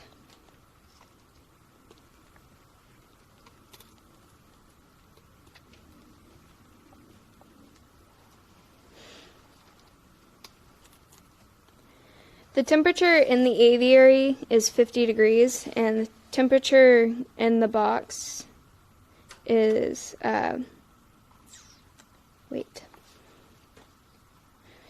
is 57. So I think only 2 come on when it gets to 50 degrees, and then the other 2 kick on when it gets below 40, I think. So it can be pretty warm. I think we will take them up tonight, though. I think Connor and Kayla are going to come back and pick them up. My first professional experience was at the Wildlife Rehabilitation Center. I started as a volunteer, and I showed up consistently for about a year, and they asked me if I wanted to come on as staff. I'd shown interest in becoming an independent rehabber, which means, so there's most wildlife rehabilitators, they do it separate from any facility. It's very rare that a bunch of rehabilitators come together and create a facility. So I had shown interest in becoming a certified independent rehabber. So they took me on as staff, and I have the qualifications currently to become an independent rehabber, but it's not something I need or want to do right now, so.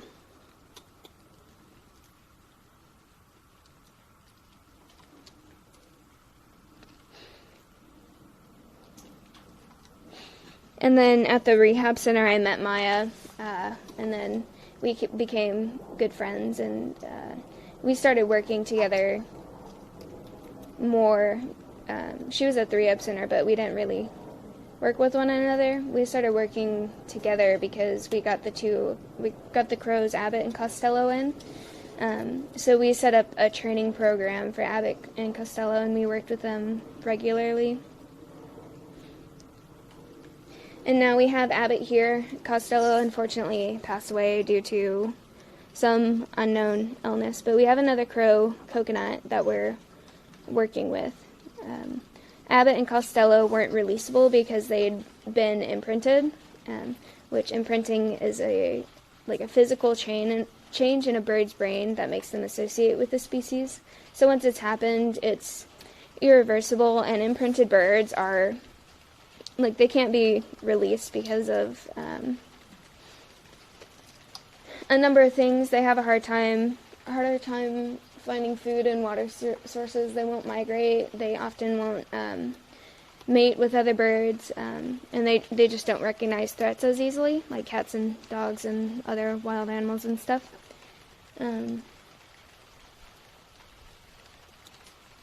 Miley, can I offer the stick Dude.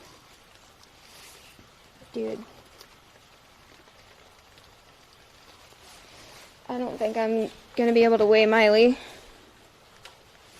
No, not like Twilight. We've actually had this conversation on stream about Twilight imprinting. I only recently saw the first Twilight with Maya. It was really bad.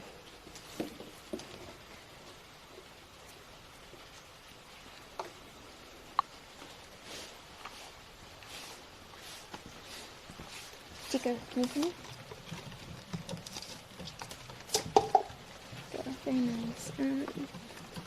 Step, please. You have to step up. Come on. Man. I think she really just doesn't like the phone on my wrist. But I think I also need to go inside. Okay.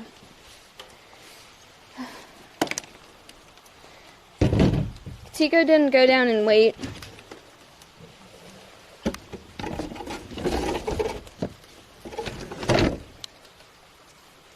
I think any trend where people are adopting animals is bad.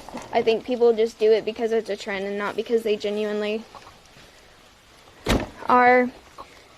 I mean, some people are genuinely interested in the animal, but I just don't think like animals shouldn't be a trend. Like French bulldogs and stuff that have become really popular recently.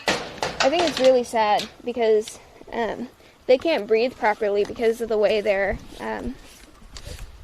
nose structure. And I saw a video recently, and it was this vet, and she was explaining that some bulldogs and French bulldogs, they don't like waking up from anesthesia because the oxygen tube makes like their breathe, like, I don't know animal parts, but it makes it easier for them to breathe even when they're like off the anesthesia now. So yeah, exactly. I bet a lot of people released dogs that have been dependent on people their entire life, which is a very scary thought.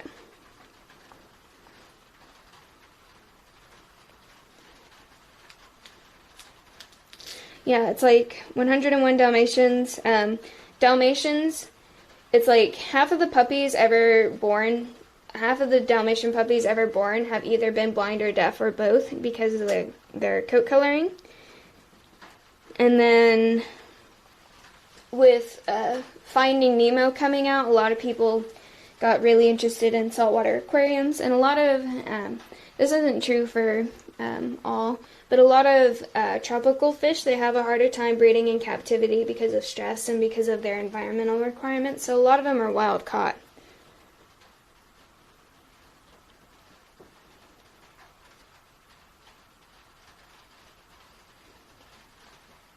Yeah, so anytime you want an animal, even if it's a dog or a cat, if you've never had a dog or a cat, and even if you have a dog or a cat, you should always be researching. We can always do better for our animals.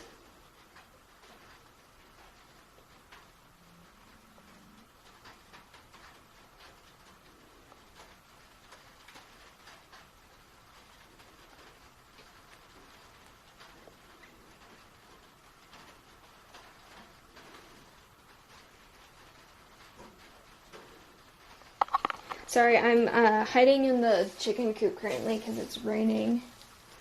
And I'm texting Kayla about the macaws.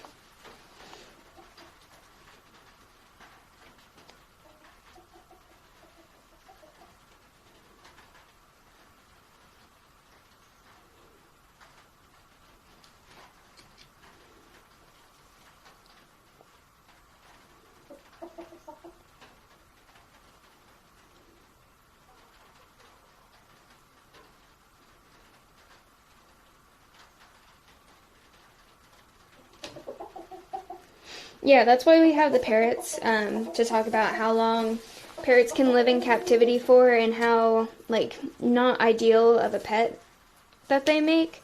Like, they're loud, they're messy, they can bite, and when they do bite, it can be really bad. I don't know if y'all can see, but Siren bit me the other day because I wasn't getting her sunflower seeds fast enough.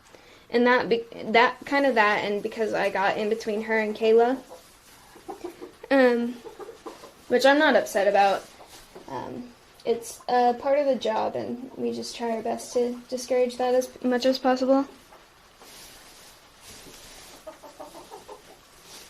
I didn't bring a clicker, but we can feed the chickens in here while we're waiting for...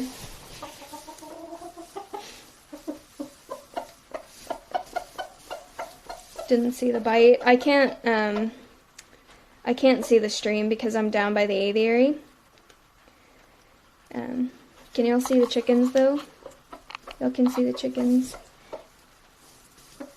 They somehow always end up throwing hay and their water feeders in here, which I think is interesting. Chickens.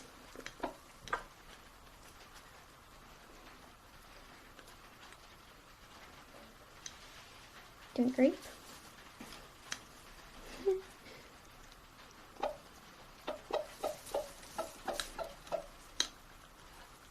It's really fun how excited he gets, always.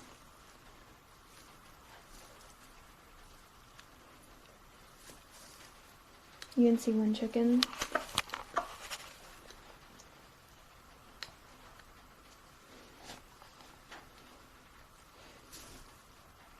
That was a good browse.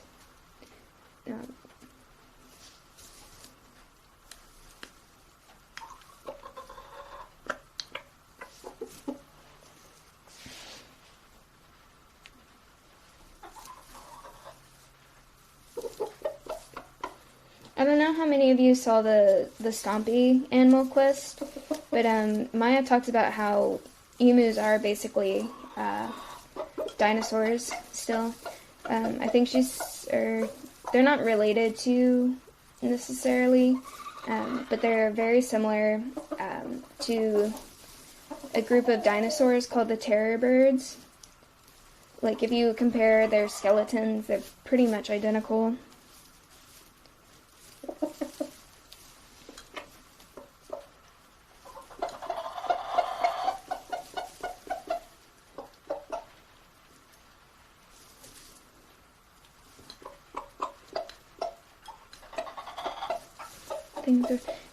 This is a chicken waterer.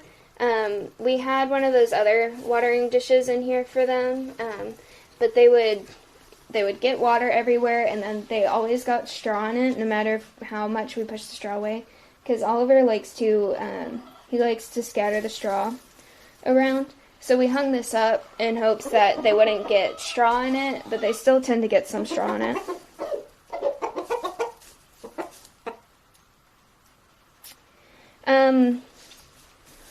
Poultry specifically, I can't think of anything off the top of my head we would look to take in.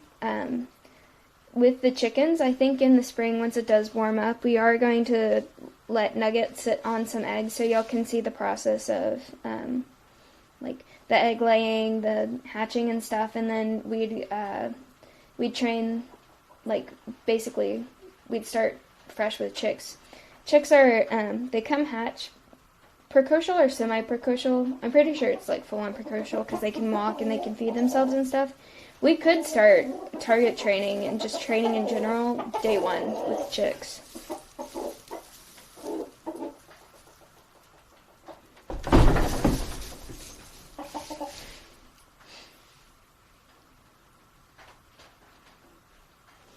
With animals you have in captivity, you kind of just have to do the best you can for them. That bird, because it was one that was bred in captivity and raised in captivity, there's no way it would have been like a wild bird. I think there's some animals you definitely shouldn't have in your house. Like, anyone who has like servals and bobcats and all that is actually mentally insane. But I think animals like parakeets and stuff, they do really help people get an understanding of how, like, amazing animals are and like how much respect they do deserve.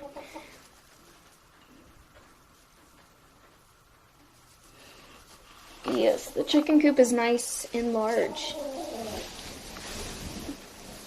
I think we plan to let Nugget sit on 3 eggs. Well, I don't think we're going to let her sit on them just because Oliver sometimes eats the eggs. I think we're probably going to get an incubator and incubate them.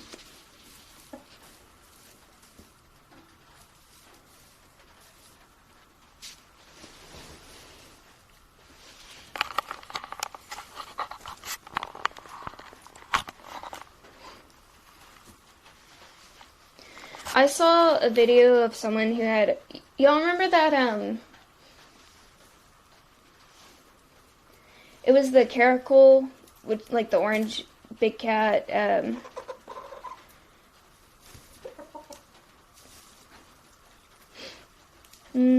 what was it? It was a big meme for a while, like, it was severely overweight, and it was just a meme about someone having a severely overweight caracal.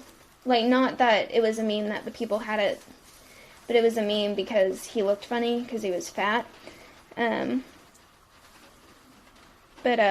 there was a video I saw recently of this woman who has this caracal, and she was trying to say how she has a bond with it, and people were like, aren't you scared of it, and all that, and she was like, I know he would never hurt me. We have such a bond. I don't know if y'all can hear that noise that Nugget's making, but that's usually the noise she makes when she's looking for a spot to lay an egg. Maybe she'll lay an egg. That'd be crazy if she lays an egg in here. I don't think she died, but I hope one day she gets bit by it and realizes that, oh wait, this is actually a wild animal that can have sometimes unpredictable moods. I think Nugget's gonna lay an egg here in a bit.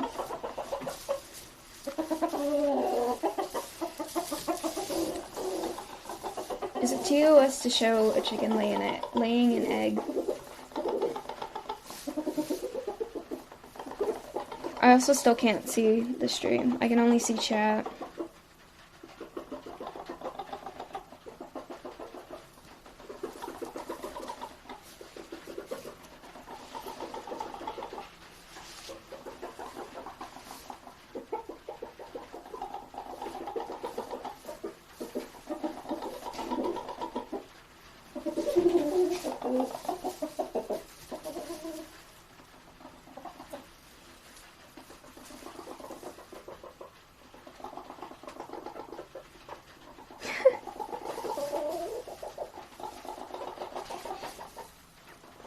I mean, yeah, so someone said big cats are always going to be big cats. You can see it in house cats, too.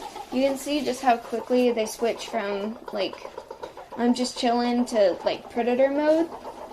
It's so quick. Steve Irwin's wife, Terry Irwin, I believe is her name, she was working with a lion that had been raised from a cub, and all it took was for her to trip backwards over a hose for it to trigger a predatory attack, and it came and, like, munched on her skull. My favorite Tooth and Claw episode, for some reason, I really like their recent Vampire Bat episode. I'm a patron, so I get their early access stuff. I also really liked their one about a potential werewolf. It wasn't actually a werewolf. It was likely wolves at the time in Europe were, like, plagued basically with rabies. Can y'all see the chickens? I can't see what y'all see.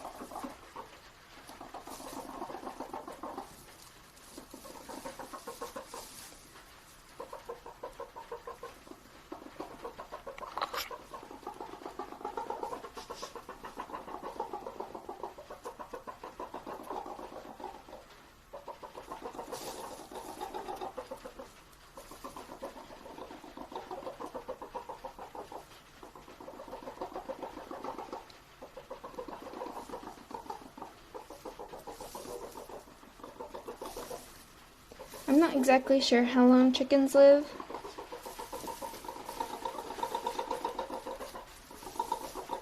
Oh my god, wait, is she actually gonna lay?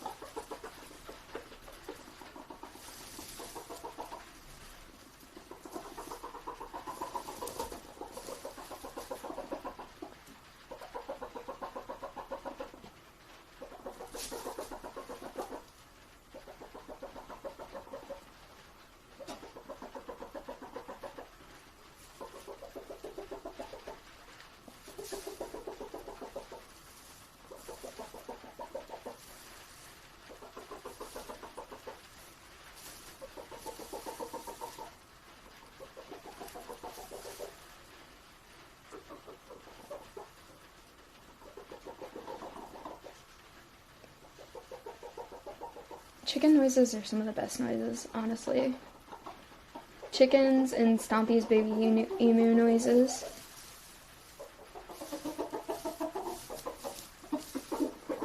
The donkey's honking. I think Oliver's making a nest for her. It is raining. We're kind of just hiding in here from the rain. I think we're going to see if Nugget will lay an egg, and then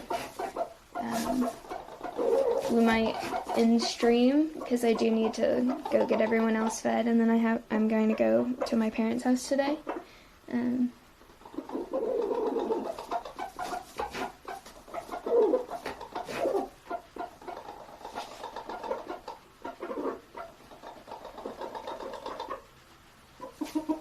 Yeah, she doesn't peep as much anymore, though.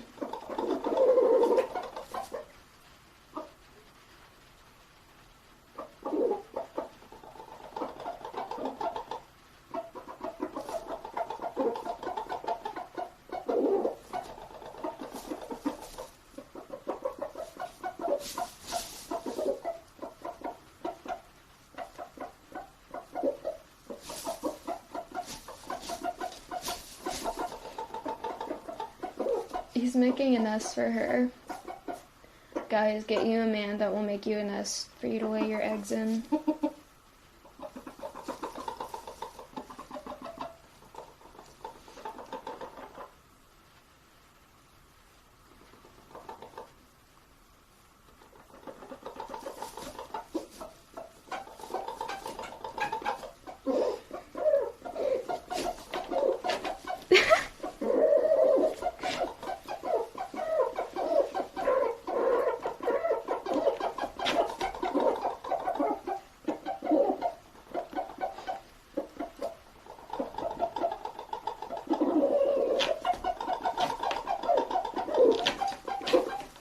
If your man won't make you a nest, you need to get a new one.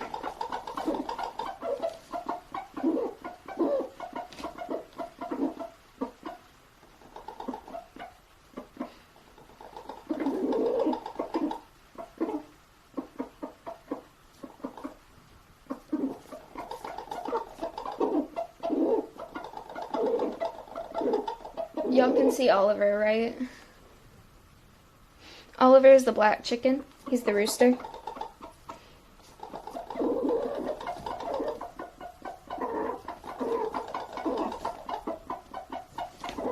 Cool.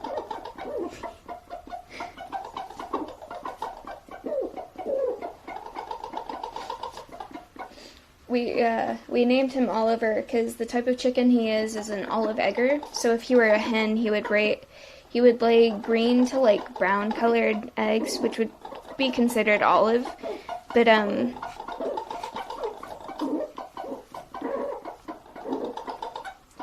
olive egger is just a chicken that lays green to brown eggs. It isn't necessarily a species.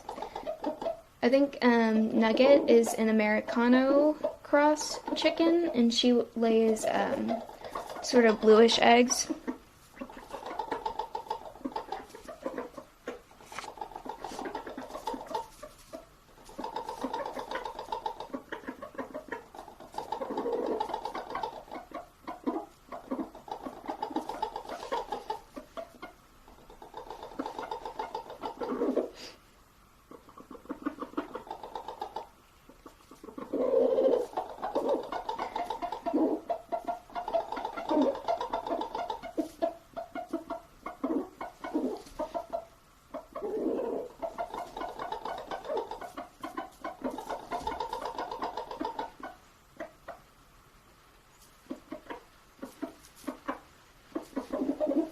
It's Americana, not Americana.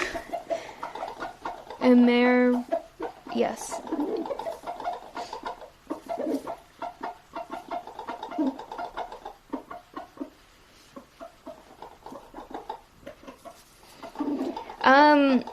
Seeing as how often Oliver tends to breed with Nugget, it's safe to assume that all of her eggs are fertilized. But I'm not exactly sure on that.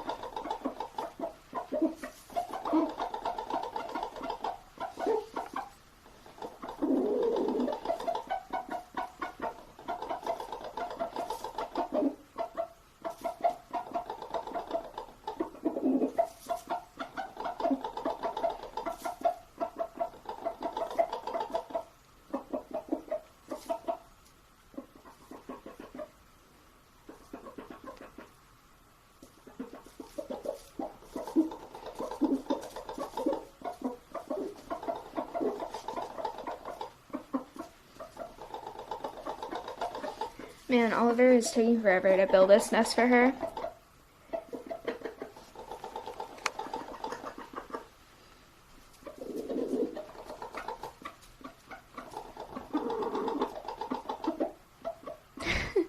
So, Nugget lays an egg every day, but we usually pick up an egg every day.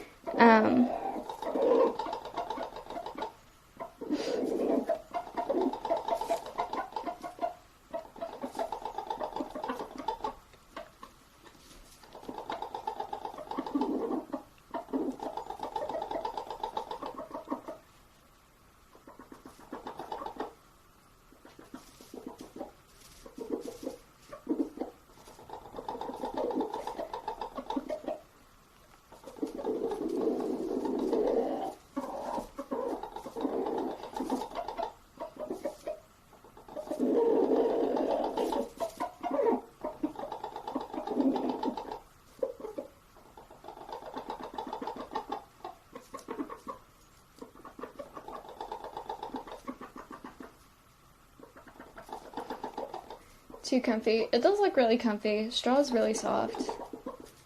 Except there's chicken poop in here. I don't know. I've never actually watched them do this all the way. Like, I've come in and seen nest and seen eggs and stuff, but I've never actually watched them.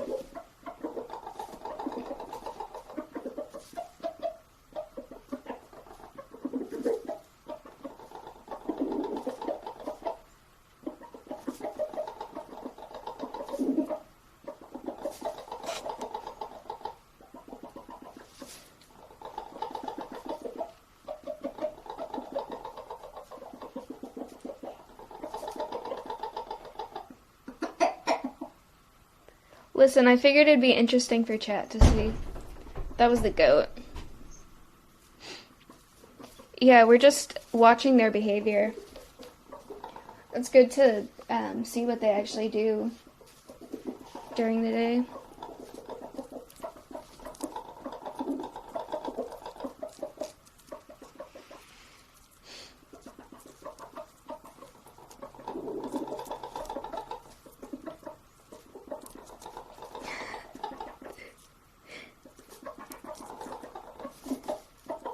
Do you or do you not want to see Nugget lay an egg?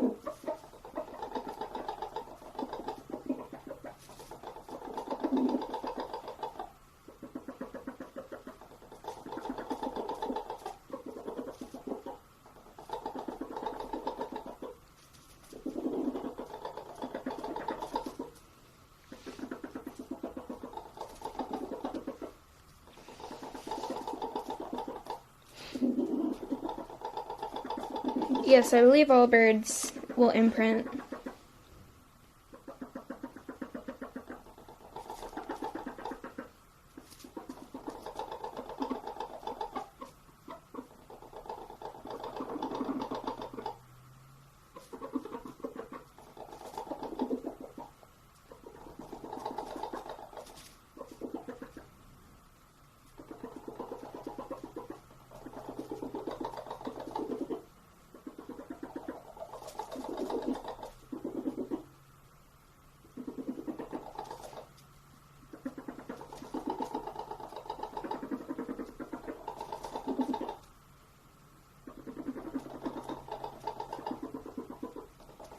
The crows will kind of talk to you.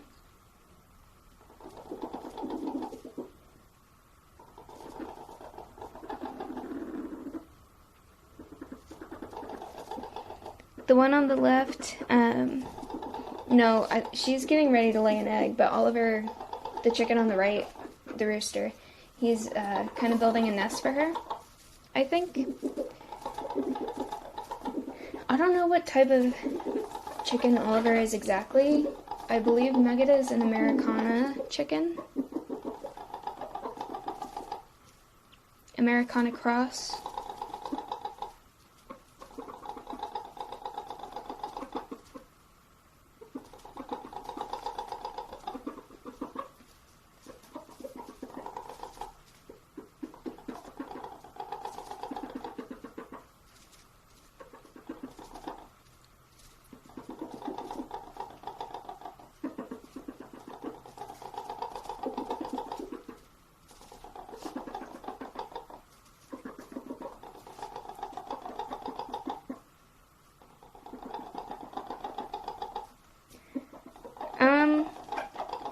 For schooling, you can do biology, zoology. I'm currently at a school that offers wildlife biology. There's also animal science programs, but the animal science program I was looking at Texas Tech, it seems like it's more kind of like lab work.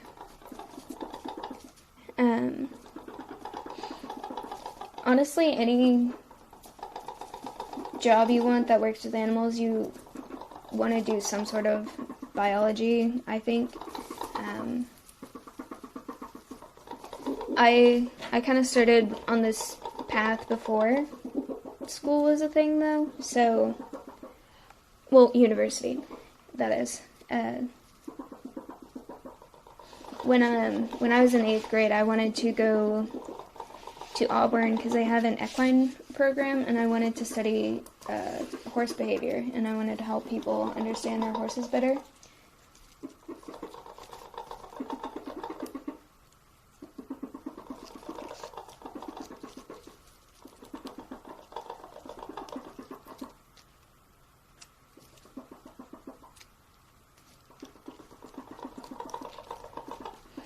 Yeah, I guess tech schools are better for that, but Texas Tech is like way out in the middle of nowhere, in the boonies, and so far away.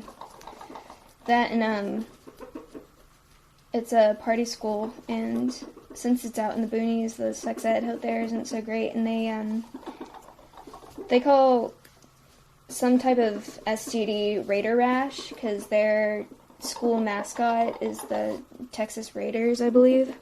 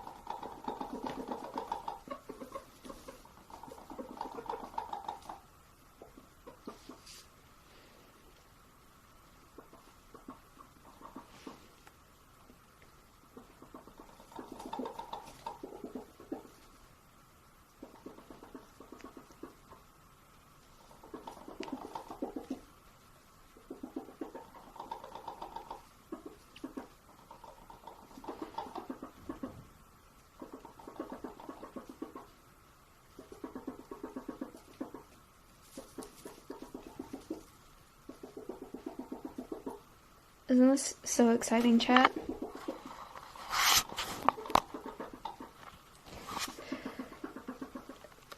That's so true. Horses are a great pet for anyone that ever wished their bicycle could make bad choices. UT is good, but they don't really have any, they don't have many animal type programs. I go to Texas State, and they offer wildlife biology. I almost applied to Texas A&M, but I felt like I didn't have the grades and if I had applied, I wouldn't have been able to work here. I think from here, A&M is like a 2-hour drive, whereas Texas State is like an hour and a half. But honestly, out here, we're so far away from everything, it takes 30 minutes to get anywhere at all.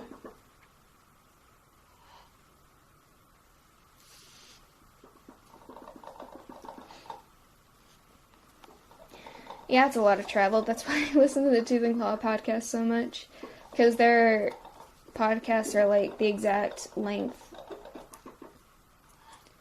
Everything is so far away in Texas. It's very normal. Like, 30-minute drives are like short drives. Yeah, we can go see Mia and Siren. I don't know how much longer these two will be. The rain has kind of let up a bit. We can go up there and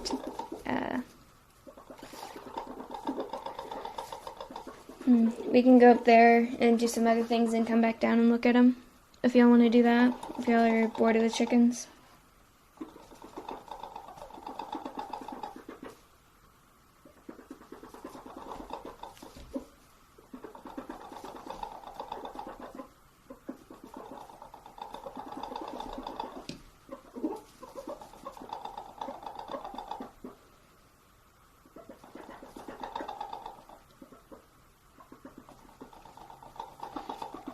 We'll give them a couple more minutes and see, and if they haven't, then we'll go do something else and come back.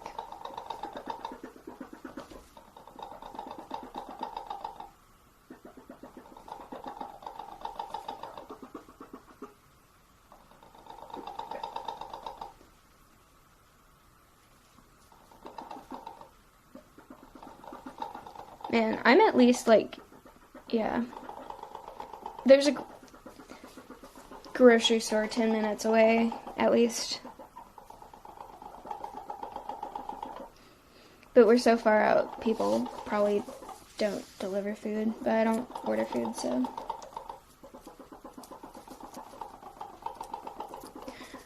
No, we're not introducing them. They've lived together for a long time.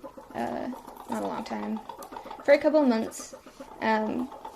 Oliver, I think, is building a nest, and this is usually the noise Nugget makes when she's looking for a place to lay an egg.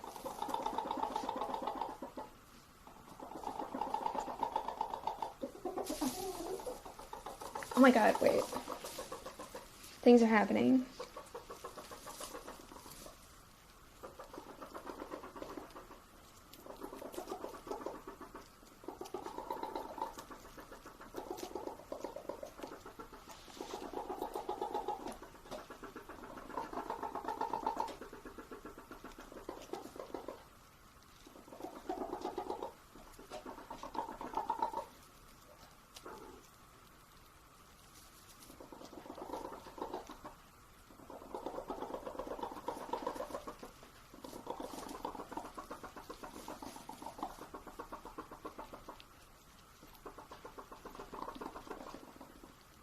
Imagine after all that she decides it's not good enough.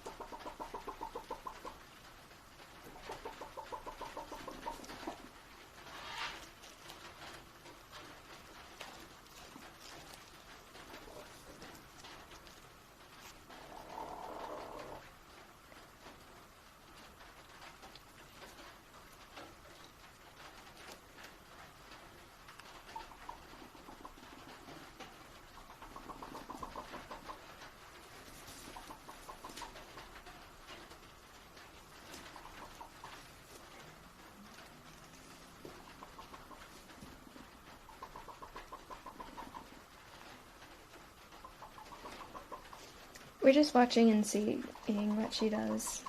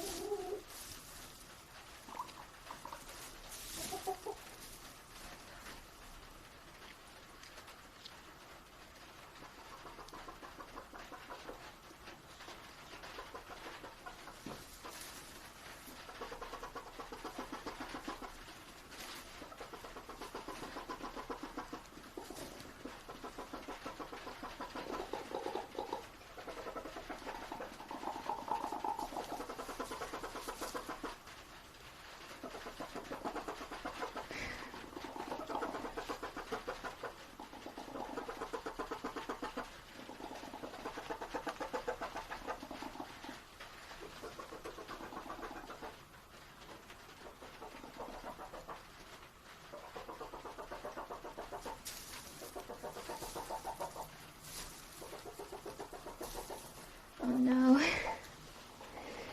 Oh no. Did she decide after all that it wasn't good enough?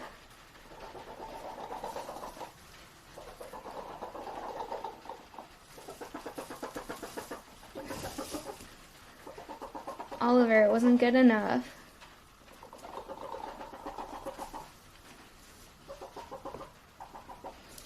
Okay. Alright. Rain started picking up again, but unless she does anything dramatic, like... Oh! Wait, no, she just pooped. I thought she was about to lay it standing up. Okay. We can come back in a little bit and see what you think. We'll scatter some grain like that one person said, maybe. I've been sitting here so long that my legs are asleep, so this might be a disaster. Getting up.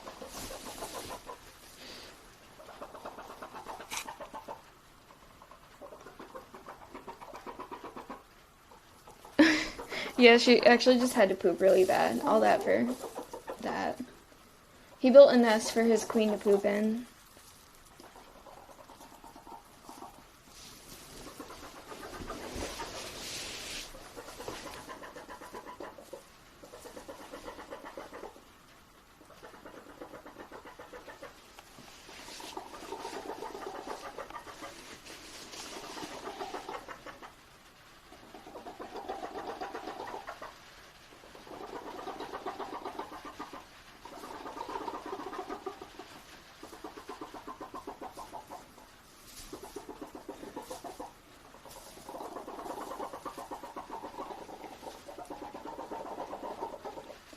We intend to have cams on all of the animal enclosures in the future, so chat can see what they're doing and so we can keep an eye on them at all times. Specifically a nest cam for the chickens, I'm not sure.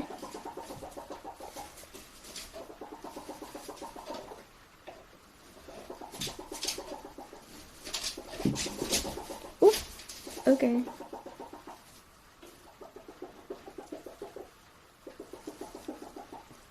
I think she's, she might be slightly uncomfortable that we're in here, that I'm in here, that we're in here.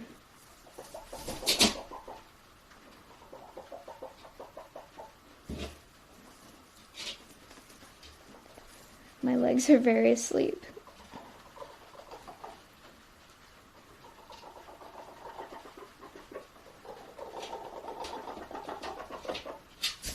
These chickens are a part of this sanctuary. They're ambassadors for the agriculture industry. We use them to talk about what food labels actually mean.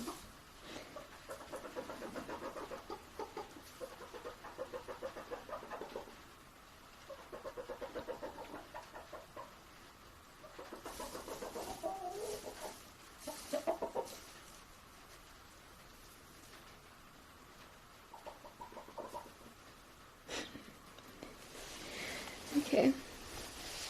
Alright, are we good if I leave, or do we want to still watch the chickens? We've been watching the chickens probably for an hour now. Almost an hour. And that's why we dropped in. Here? No, we picked up the viewers again.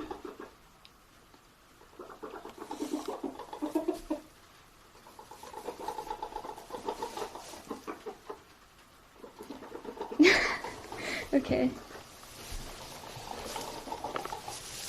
Okay, we'll come back in a bit, maybe. When we were driving from California, Nugget laid an egg in the truck every single day. Not like actually in the truck, but you know, in the in our kennel in the truck. We gotta go fast, Chad. It's raining. The backpack, it's gonna get wet. There's Zombie in the rain. She likes water.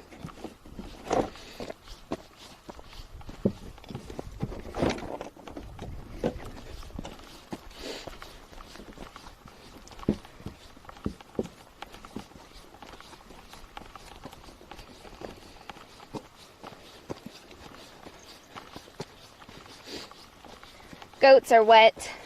Wet goats. They're very upset.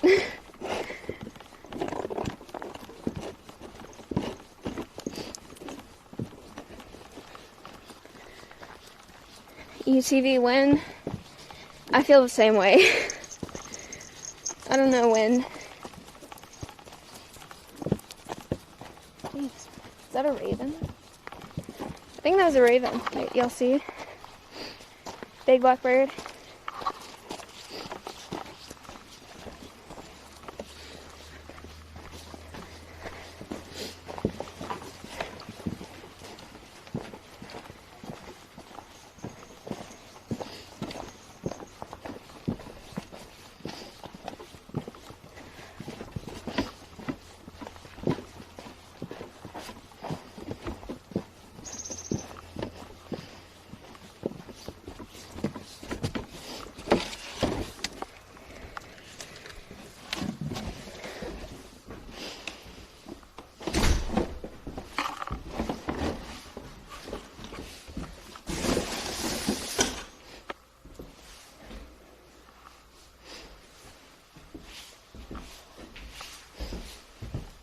I'm gonna go get my jacket. It's cold now.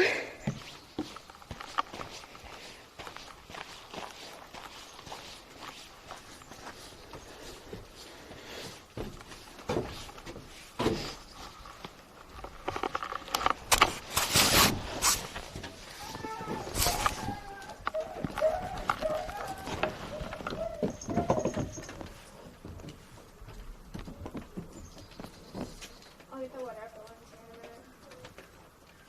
in a second.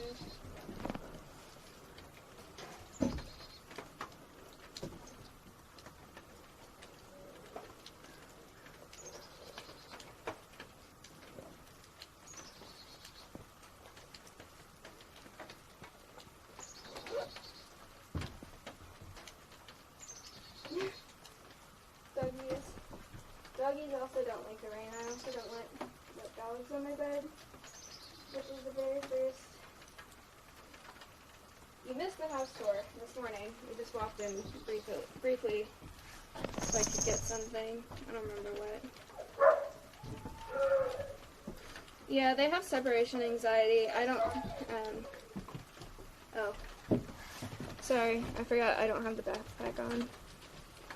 Yeah, they have some separation anxiety. They're also upset because the goats are up here. So, okay. Alrighty. I think we're now gonna see if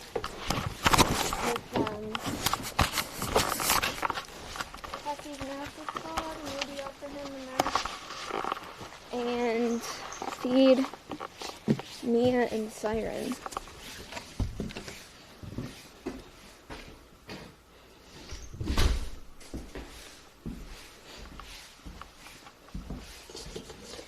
I put, there's no heat in the nut house. The chinchillas love that it's cold. But there's no heat in the nut house. So I put a reptile heat lamp covering the prep table so that I'm not cold when I'm making things. It was actually very big brain of me to do so. Woo, good bird. Good job. Hi. Good morning. Can y'all still see? My phone's having a hard time loading. Mia.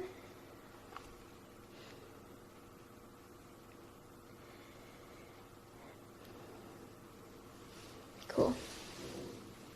Space heater. I think we are gonna get like a window unit or something. I just don't know when. It's probably gonna happen before things start dipping into freezing.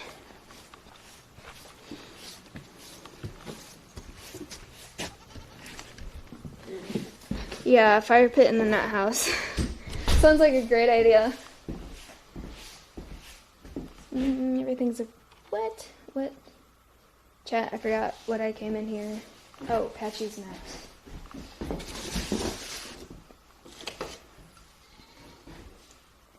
It's nice and thawed. But we're also going to warm it up with a hair dryer so that it's easier for him to find.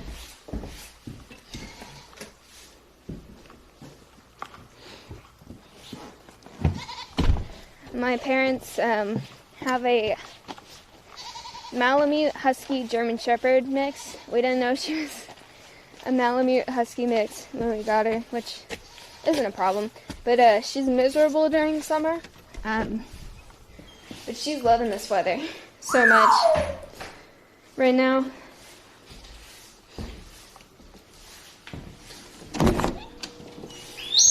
Look at Noodle. Look at her go. I think we're also going to try to give,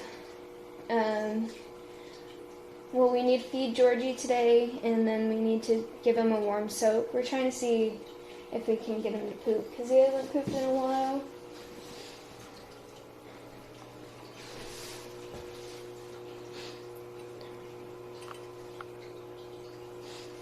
I don't know what all we have, guys. I'm just here to take care of the animals. I don't know all the things. Yeah, when I have a bunch of cute pictures of her, but when we had the freeze this year, also I just bumped y'all into the door, sorry. When we had the freeze this year, we let her outside, and the house was heated, and she just wouldn't come inside. She'd dig in the snow, so I stayed out there with her, and I was like, oh, I'm going to build an igloo. And then the first day, everything started kind of melting, so it was watery. And then things were watery, and then the next night, everything froze over again. So it was all ice, and I couldn't build her an igloo. So sad. Okay, it's going to be loud for a minute, chat. Sorry.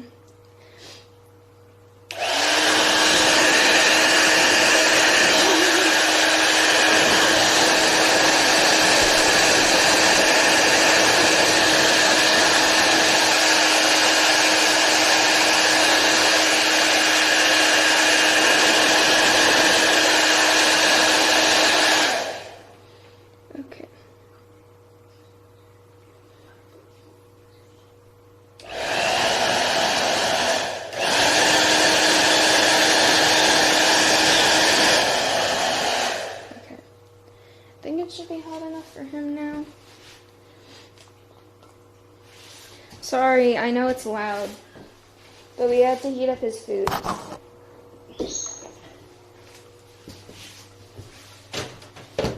And you can't put Pinky Mice into the microwave, you know.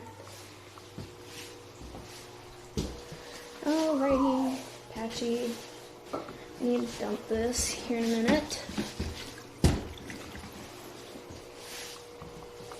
So, we're just going to feed him in here currently as we're working up to being able to target him out.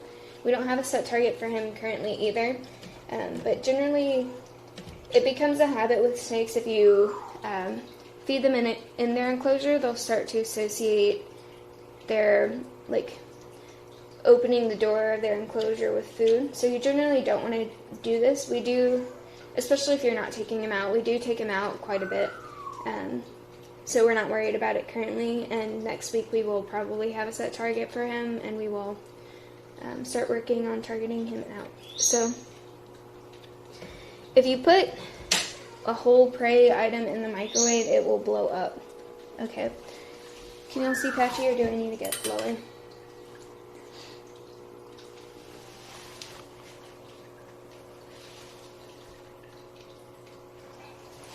Better? I think he knows.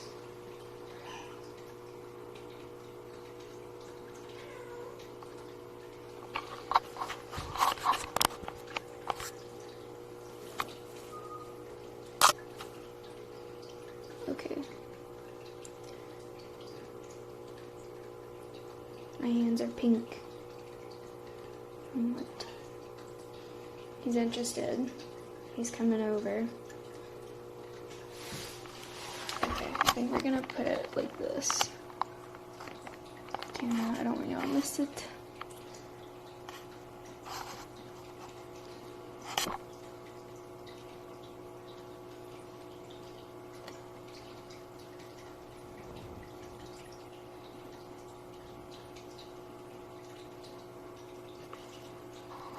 Sorry, I'm trying to wait for it to catch up so that I can see.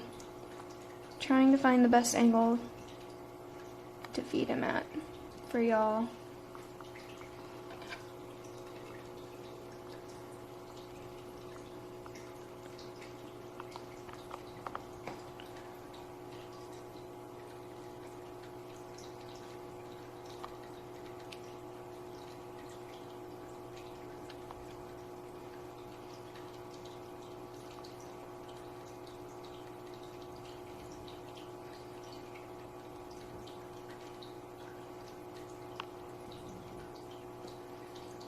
He's making his way over. I know you can't see him yet.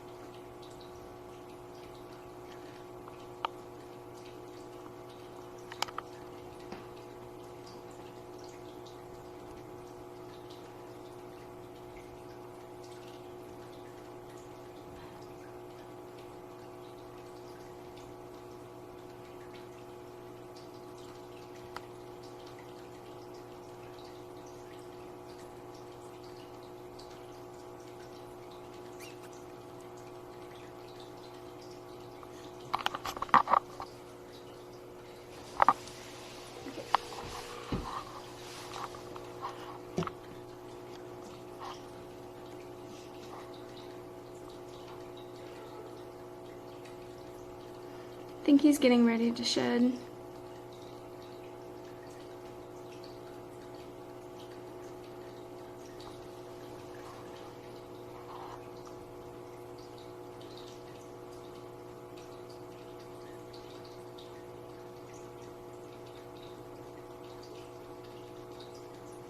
I might need to heat it up again. Okay.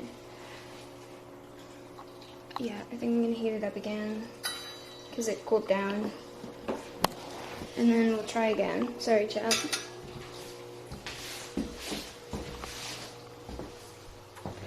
Maybe I'll also find a better place to get a video of him.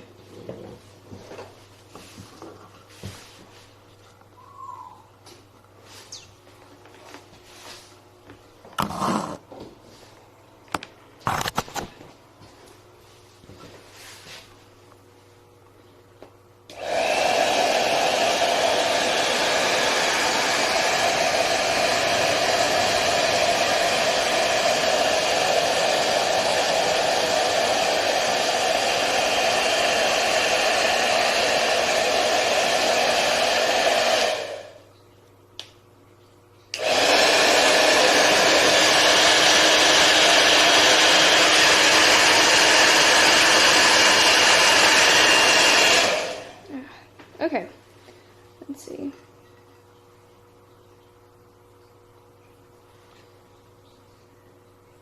The bowl gets hot, but the pinky isn't that hot yet. Okay. Loud. Now that he's out,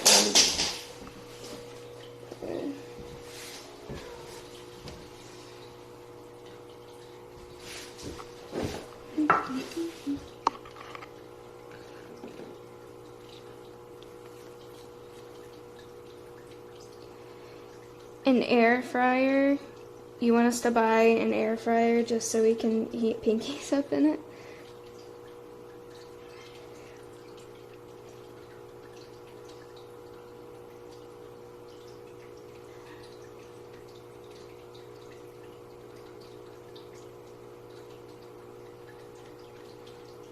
Yes, we would usually put him in a box, but we're trying to target train him to come out.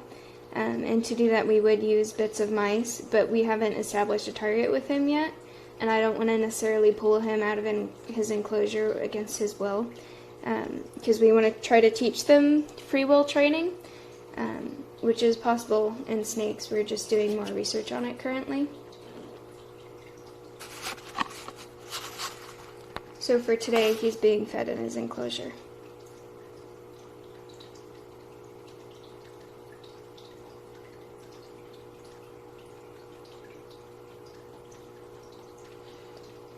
George Foreman grill to heat up pinkies. Okay. I'll bring these ideas up to Maya. See what she thinks. Okay, so it's not a good way for this.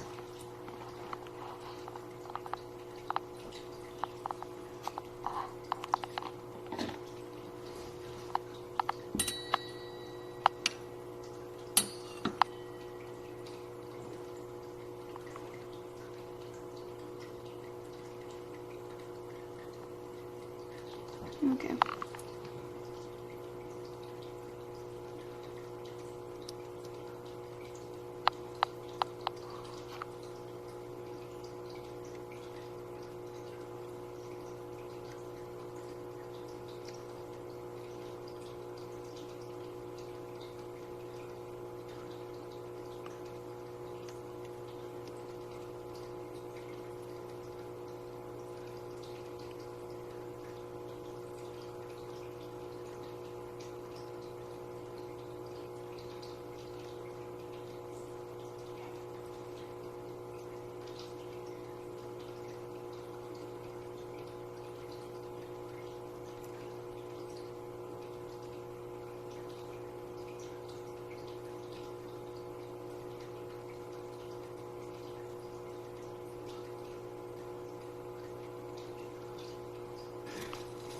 Man, he messed.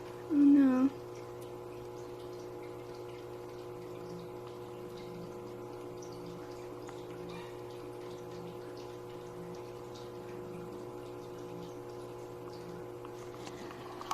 Okay, wait.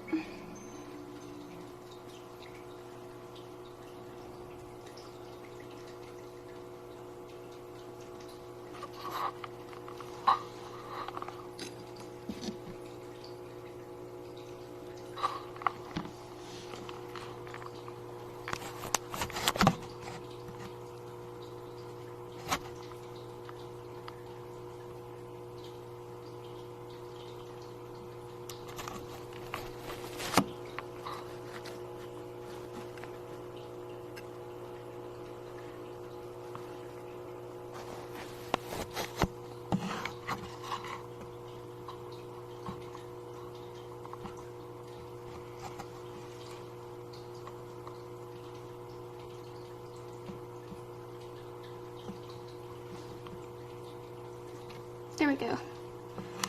Yay, he got it. He's definitely gotten bigger. Someone asked earlier what the blue ball in his enclosure is.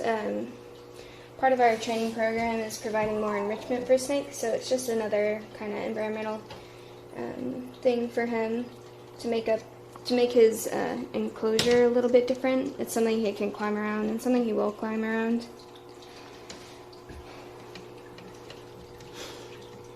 Like I mentioned before, we're just feeding him in his enclosure today because we're trying to establish kind of a choice-based training method so that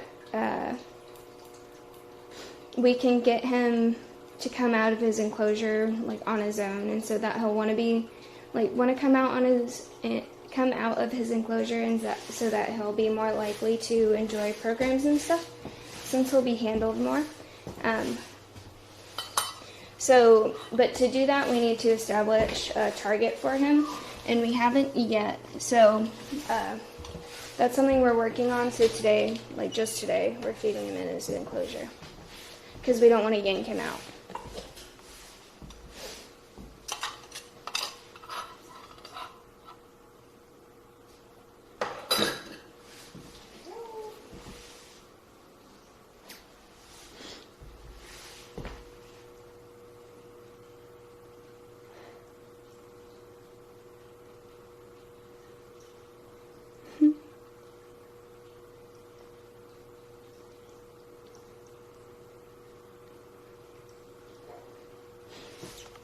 That's fine.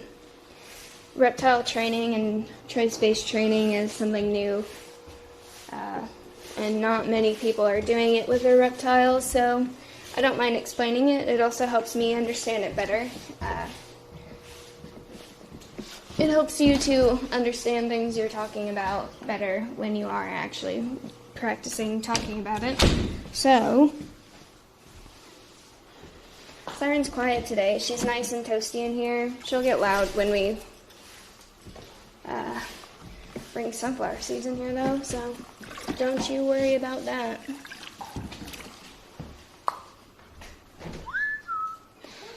Hello, Mia.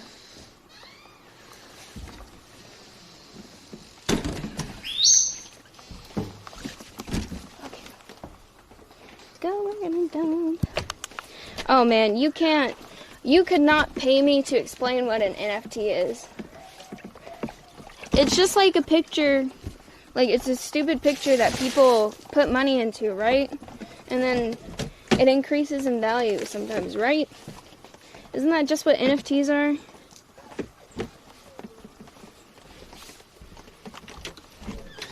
I don't understand it.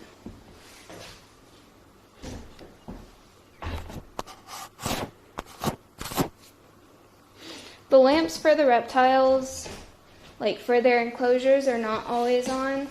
The light overhead is also not always on. Okay. We're going to see if Georgie wants to eat now.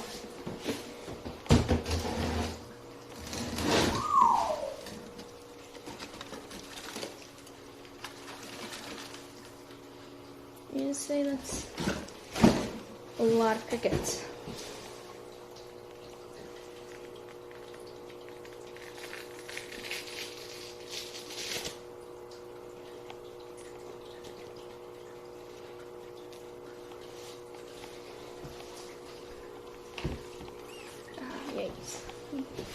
Excuse me, crickets. We're also trying to target train Georgie. So the idea with that currently is I just put this this red place marker in there. So the idea is if he associates that place marker with being fed, he'll kind of come target to it. So if we were to put a plate in his enclosure with the target on it, he would ideally hop to it, and then we would be able to weigh him and move him on the plate. We'll see. We'll see how much we can get him to do. But I have seen videos of people target training like poison dart frogs and stuff, because you can't really handle them that much. So they were targeting poison dart frogs, and what they were using as like training bits was they had a syringe full of what is it? Wingless fruit flies or something. So the fruit flies couldn't fly. But they were just in the syringe, and anytime the frog would target to whatever they were using, they would offer them the syringe with the fruit flies in it.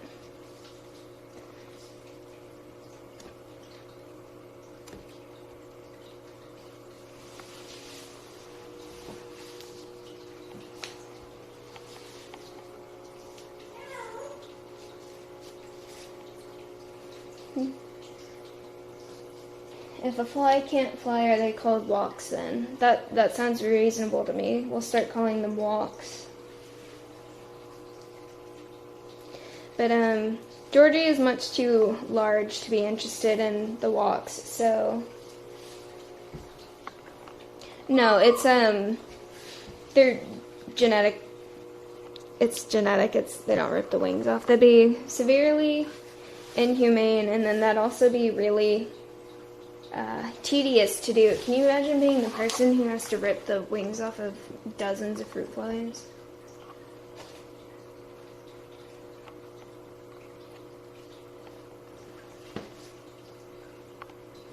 He's eating slower today, but I think that might be because the crickets aren't moving so much.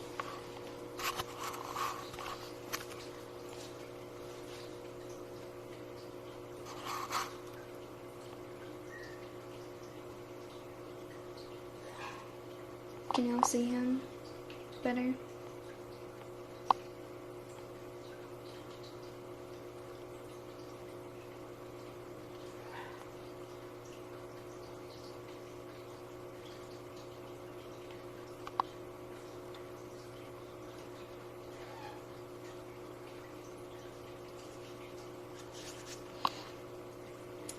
We talked about possibly doing silkworms.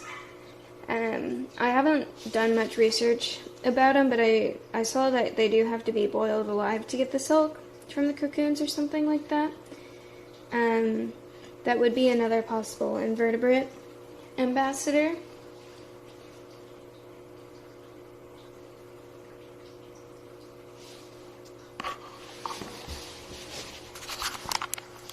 Okay.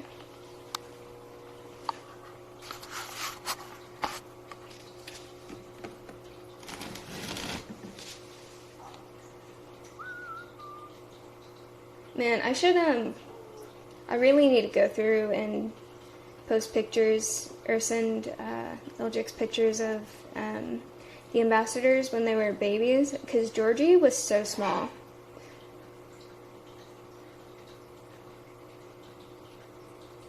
For ones we have ambassadors of, pictures of.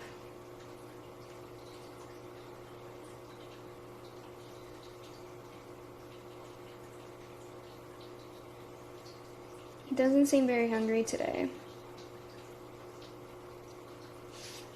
Let's see, can we get you to go down there? Sorry.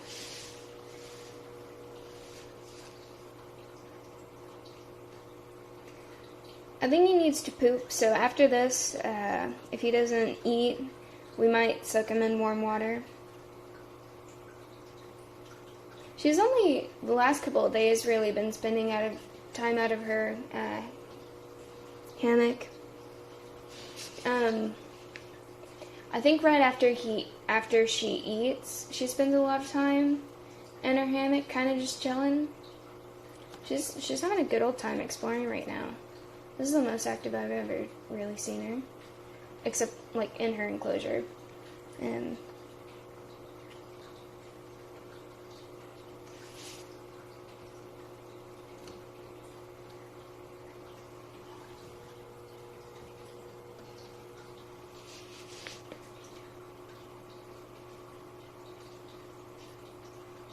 Anything?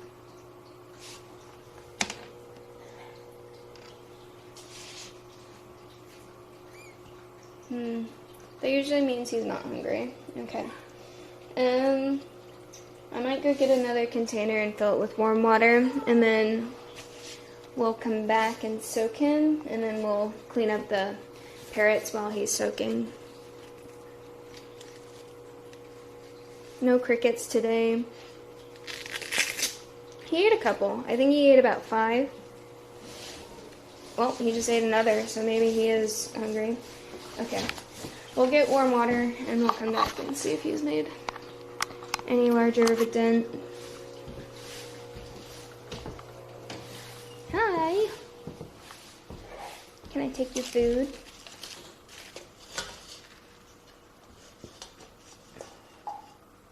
Very nice. What's that? Connor and Kayla are going to come back a little later, and they're going to help. Cricket breeding, I guess it's sort of going. We have the setup. I don't know if we've gotten babies yet. We don't have the full setup, though.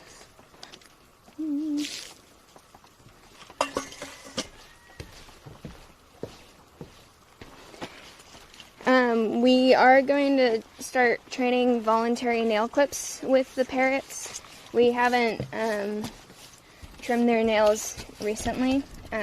We want to make nail trims voluntary and not as traumatizing, so that we can trim their nails with ease.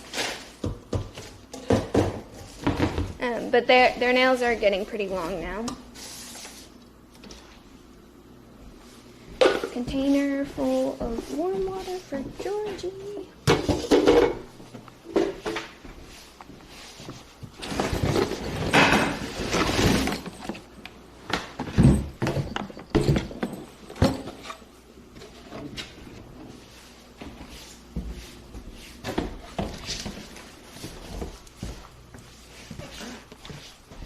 My phone might die soon. I might need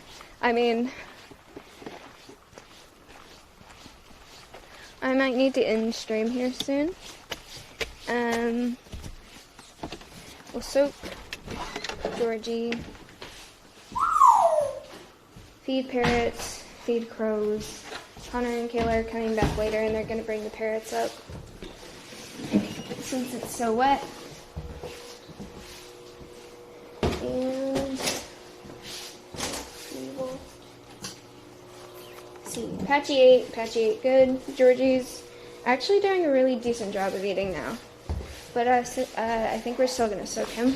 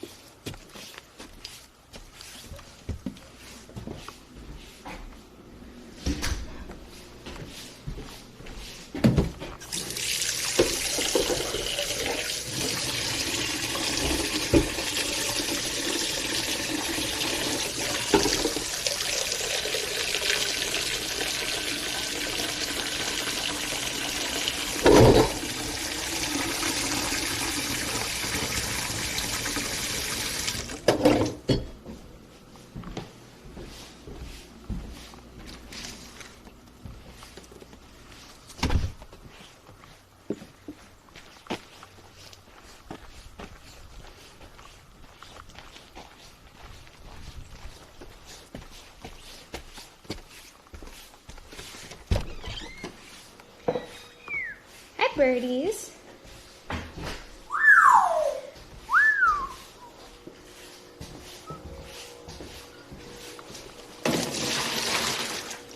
Okay, another one. Give me, birdie.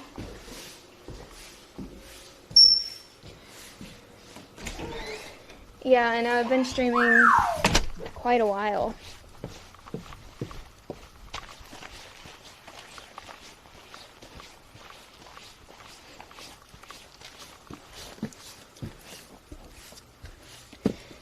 Do you know how many times I've got the joke about the umbrella?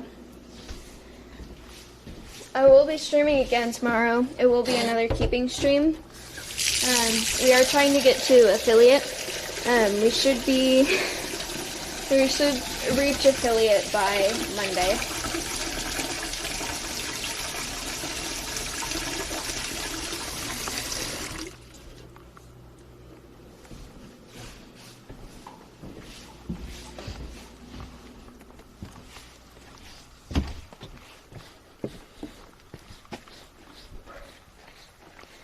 Tomorrow, probably about 10, I'm going to do my initial, my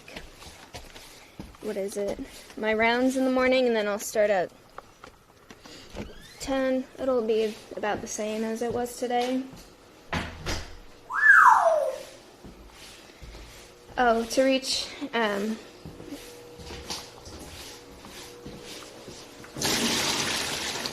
no, it's not about followers, it's about, how much you stream.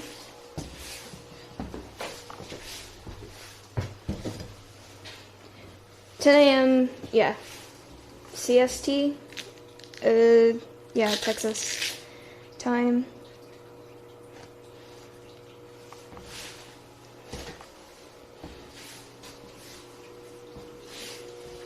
Okay. Let's see. Warm. You might eat all those crickets, but the water needs to cool down, so we will come see Mia and Siren.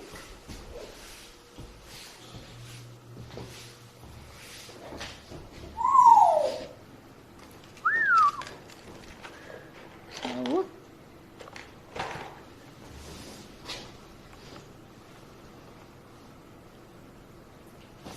did you step up? Thank you.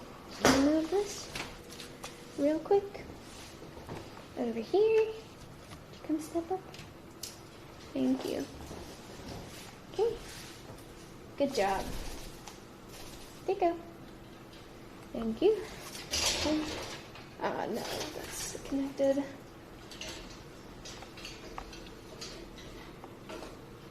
It's about. I went grocery shopping at 10 p.m. last night. It was very chill. The grocery store I go to is usually packed. It was really nice.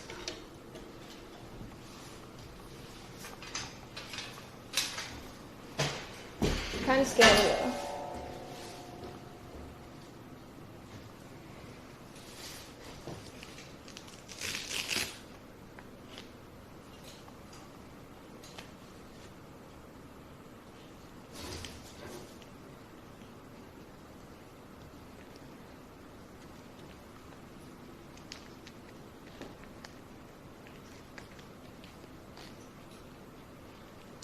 I do not have a favorite animal at Alveus. I really enjoy working with all of them.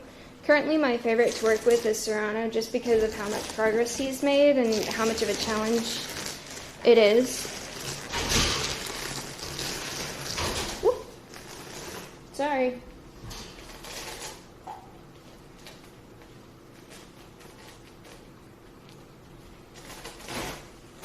Okay, I'm gonna go shake this outside. Okay.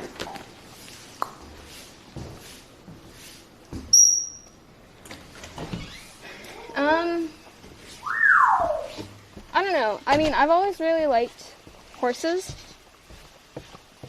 so that could be part of it. There was a time where I didn't enjoy working with the donkeys just because of how much of a challenge they were. But now I've done a lot of research, and Maya has been helping me, and I feel like I understand donkeys a little bit better. Donkeys are really smart. They're a lot smarter than horses. They can give you a run for your money. I can tell you my least favorite animal is a goat. Not really.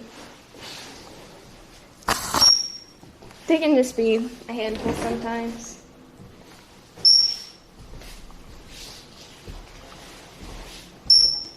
Beep.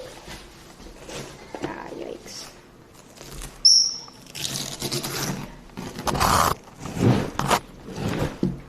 Okay.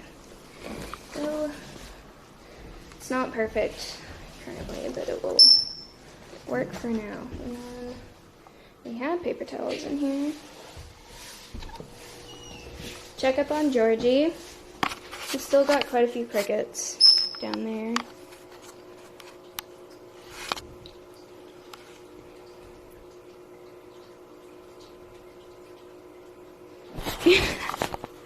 Oh my gosh, no, I didn't mean it. Also, Beetle knows how I feel. I've had to wrestle her one too many times out of the pasture. She knows how I feel. I'd say it to her face. No, it wouldn't. That's mean.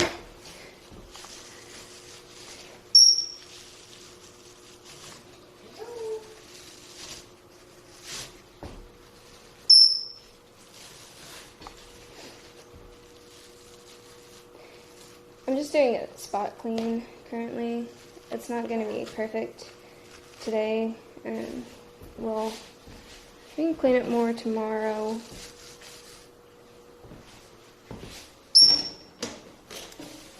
We had spray water.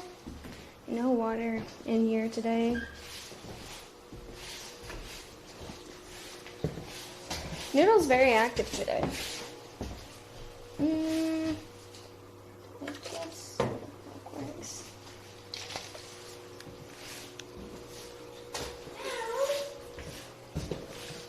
Listen, chat.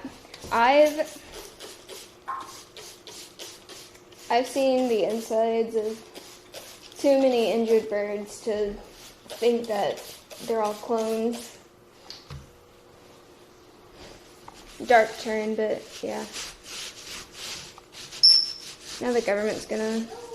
Actually, the government's just paying me to say that. Believe what you will.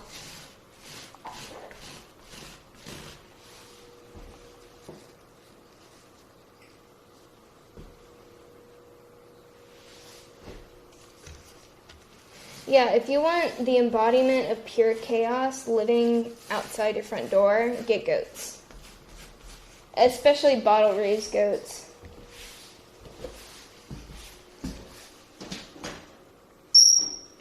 Yeah, it's a bit chilly and wet to walk Noodle.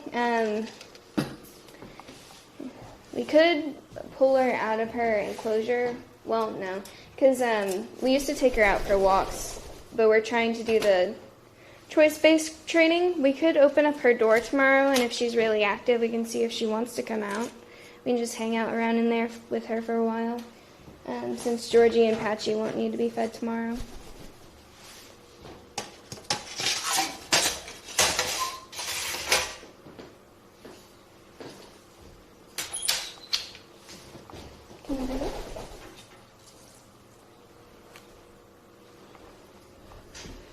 Thoughts on ponies? What about ponies?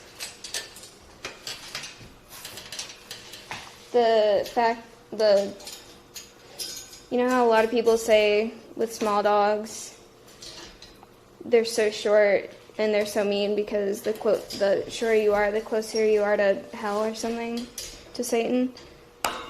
Is that what you're getting at?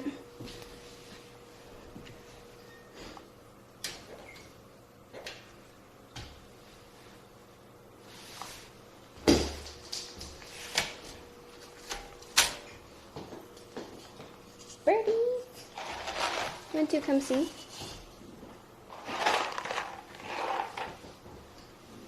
Then your toy to tear apart for the day. Hello.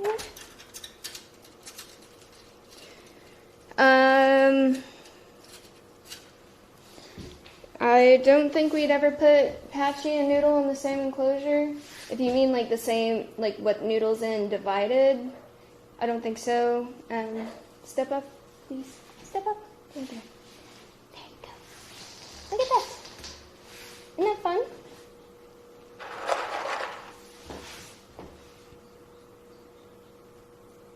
Your pellets. Right here. Oh, and I need to clean my water bowl.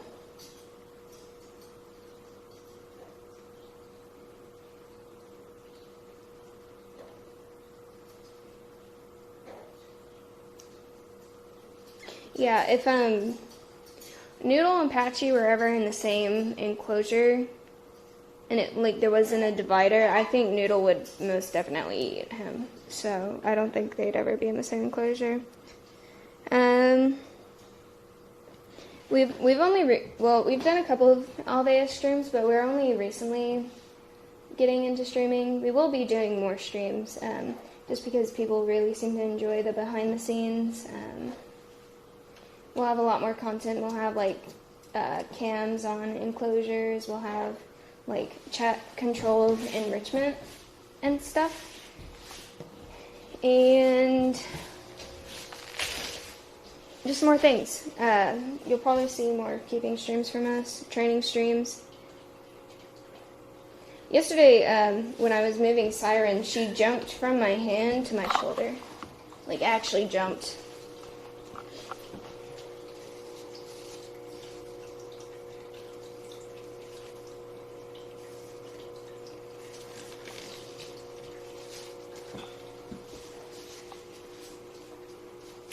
Okay, I think Georgie ate about all he was going to eat, so I'm going to go ahead and stick him in the warm water.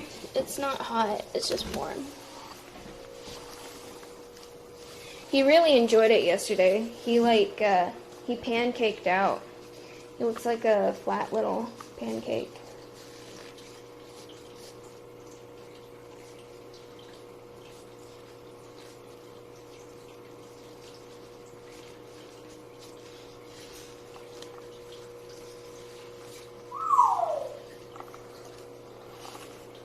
Okay, and then all these crickets in here get to live another day.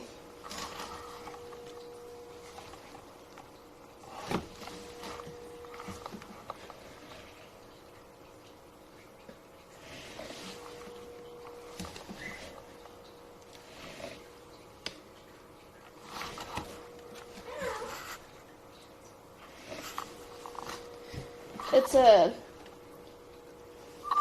since I'll be here the entire day tomorrow, we'll do like more training sessions and stuff, and you'll get to hear Siren as loud as she possibly can be. Since she's inside, y'all are gonna hate it. Sorry, Georgie, I gotta scoop you. Pancake. We'll get water for the parrots. We're gonna bring in the macaws' food and enrichment, and then we will, what else? Probably go feed the crows real quick and then come back and check on Georgie and see how he's doing. He really needs to poop. One of these days. I guess he doesn't really need to poop, but I would be happy if he would.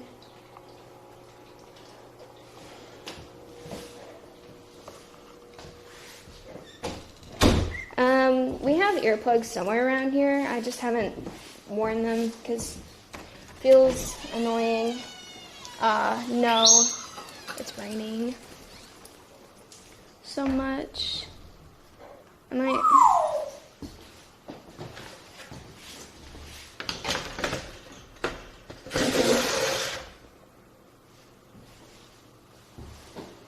I'm going to put a towel over for now. So y'all might not see anything for a minute.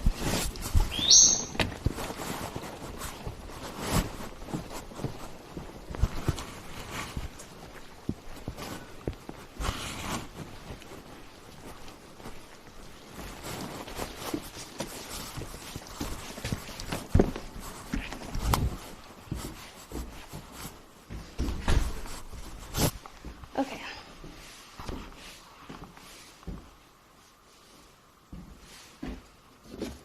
This is... Oh, this was for the chickens.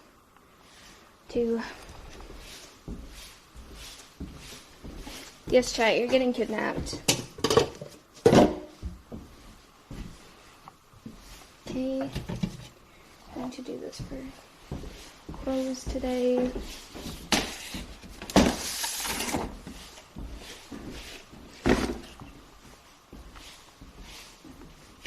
And we're just going to give them all of their kibble today. Usually we use their kibble as... Oh no, we didn't get an egg from Nugget.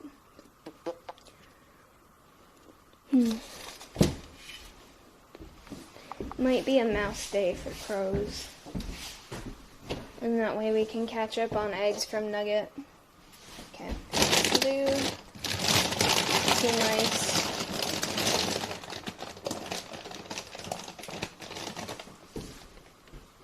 It might be there now, but I can't take y'all down there because it's raining so much.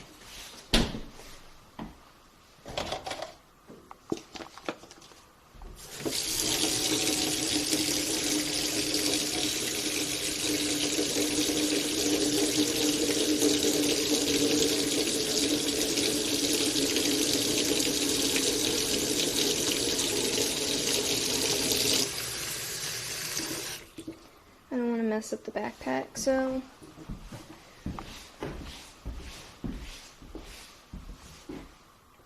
and I just spilt water everywhere. Yay!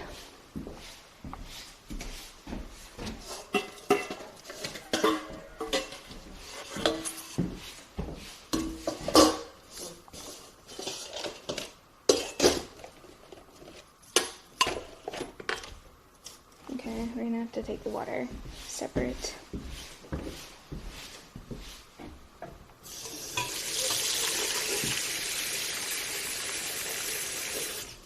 Okay, water. Y'all are getting kidnapped again, don't panic. There's no water everywhere.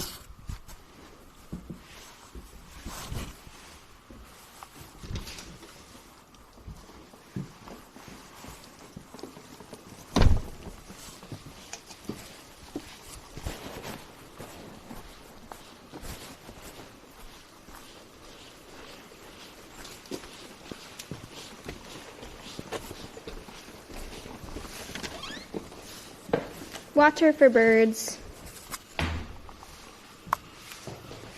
Here you go. Siren really likes your yellow pepper. Mia does not like the towel over the backpack. Georgie's pancake.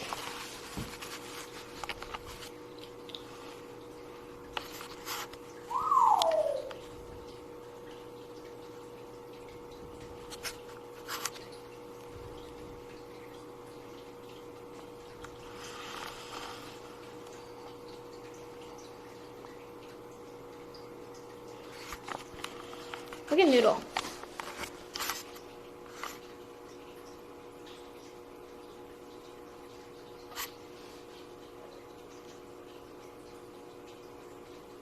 You're actually moving. Okay. My phone's actually gonna die here shortly. So we might go run and feed the crows. Kidnap part 3.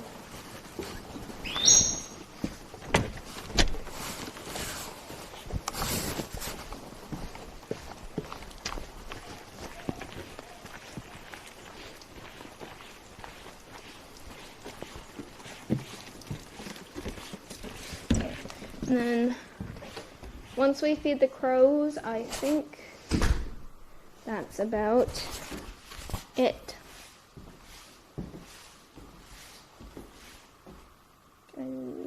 Macaws.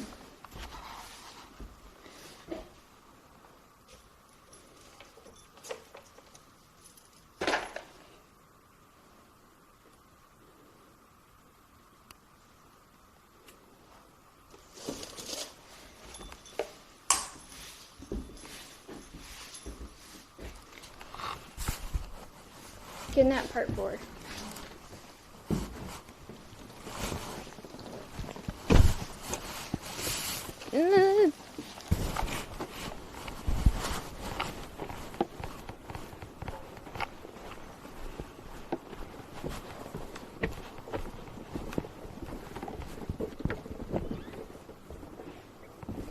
Okay.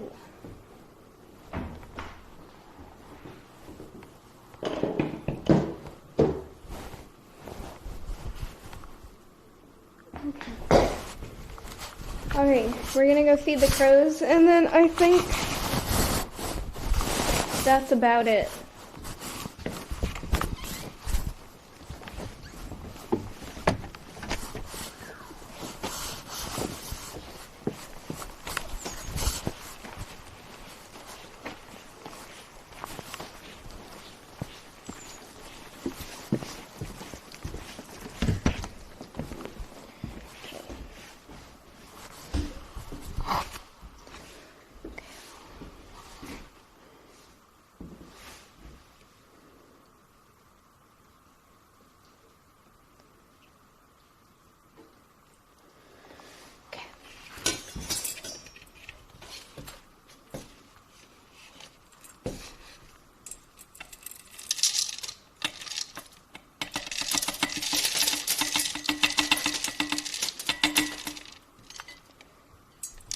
Oh.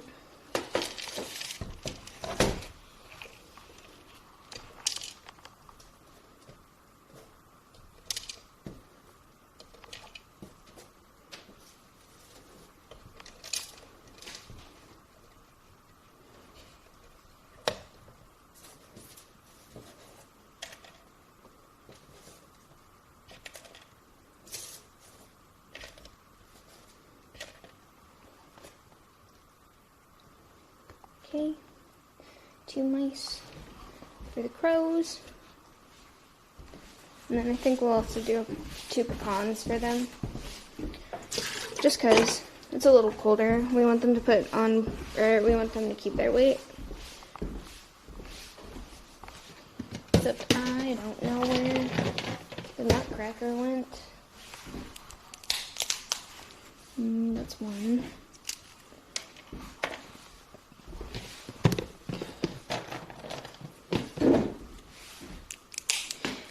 Crows don't mimic as much. I did somewhat kind of on purpose but accidentally teach them kookaburra noises.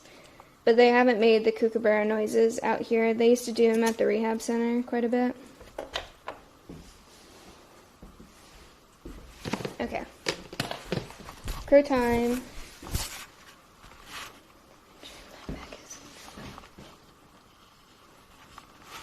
Covered. Okay, y'all are covered.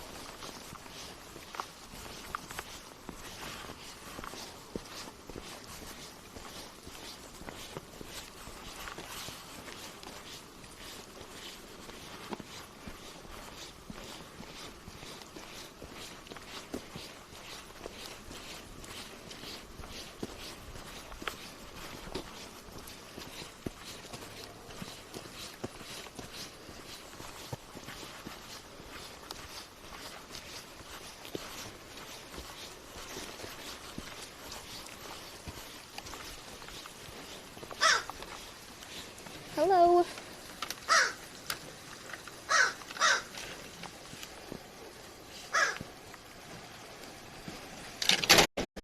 Yeah. Did y'all see that? I almost just dropped all their food. Hello.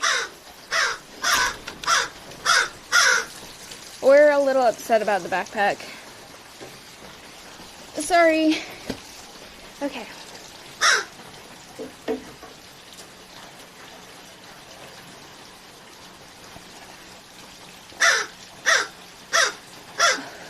Okay. Maybe the crows will come down and eat if we stand over here. And we can watch them for a bit. Or did we F? We F'd. Okay. Damn, I'm sorry, I forgot it F's in here. Are we good now, or is it still?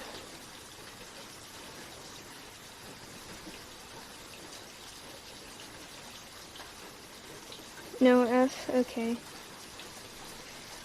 Well, the crows are very freaked out, so I think we're just gonna go anyways. Actually, Abbott's got his mouse. If y'all can see him.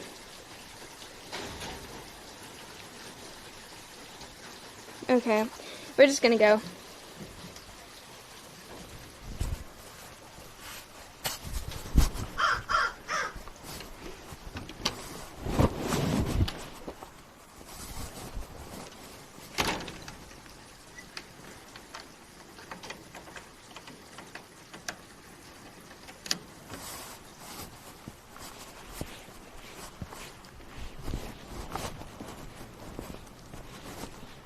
Okay, so that's about it. There's a couple more things I need to do. Like, I need to go feed the chickens, and I'll go check and see if they have an egg.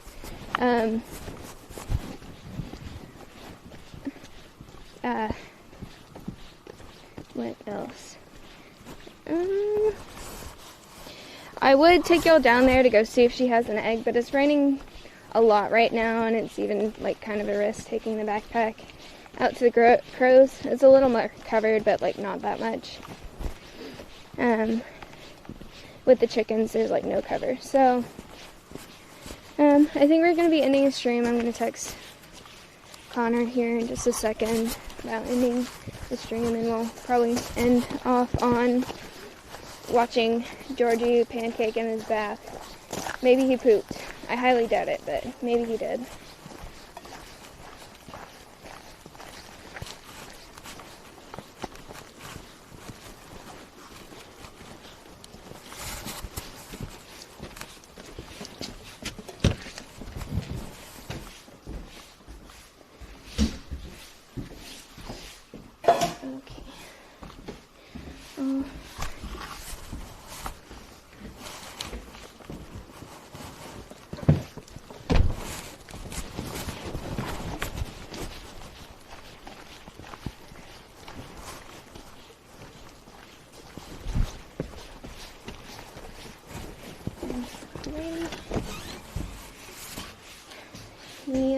siren.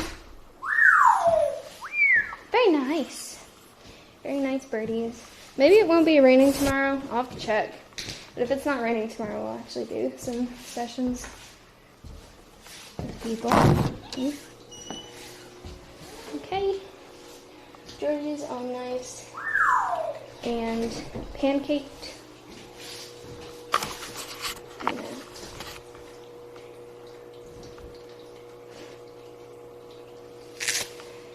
Okay. Wrist thing off.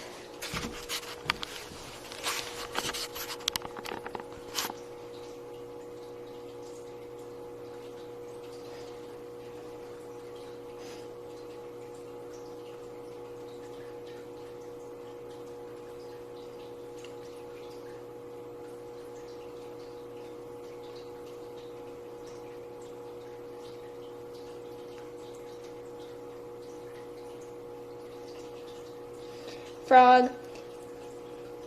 Thank y'all for being here. I texted Connor to end stream here in a minute.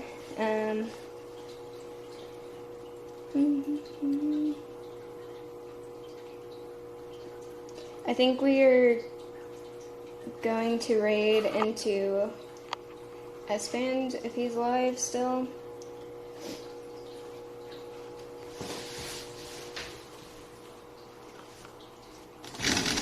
Sorry, Georgie. Okay.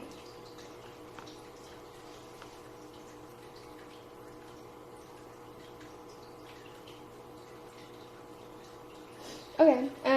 Space, if you want to go ahead and end it. Thank you guys for being here. Probably be live on this channel again tomorrow at 10. And then I have access to the Alveus Instagram. I'll let y'all know if Nugget lays an egg.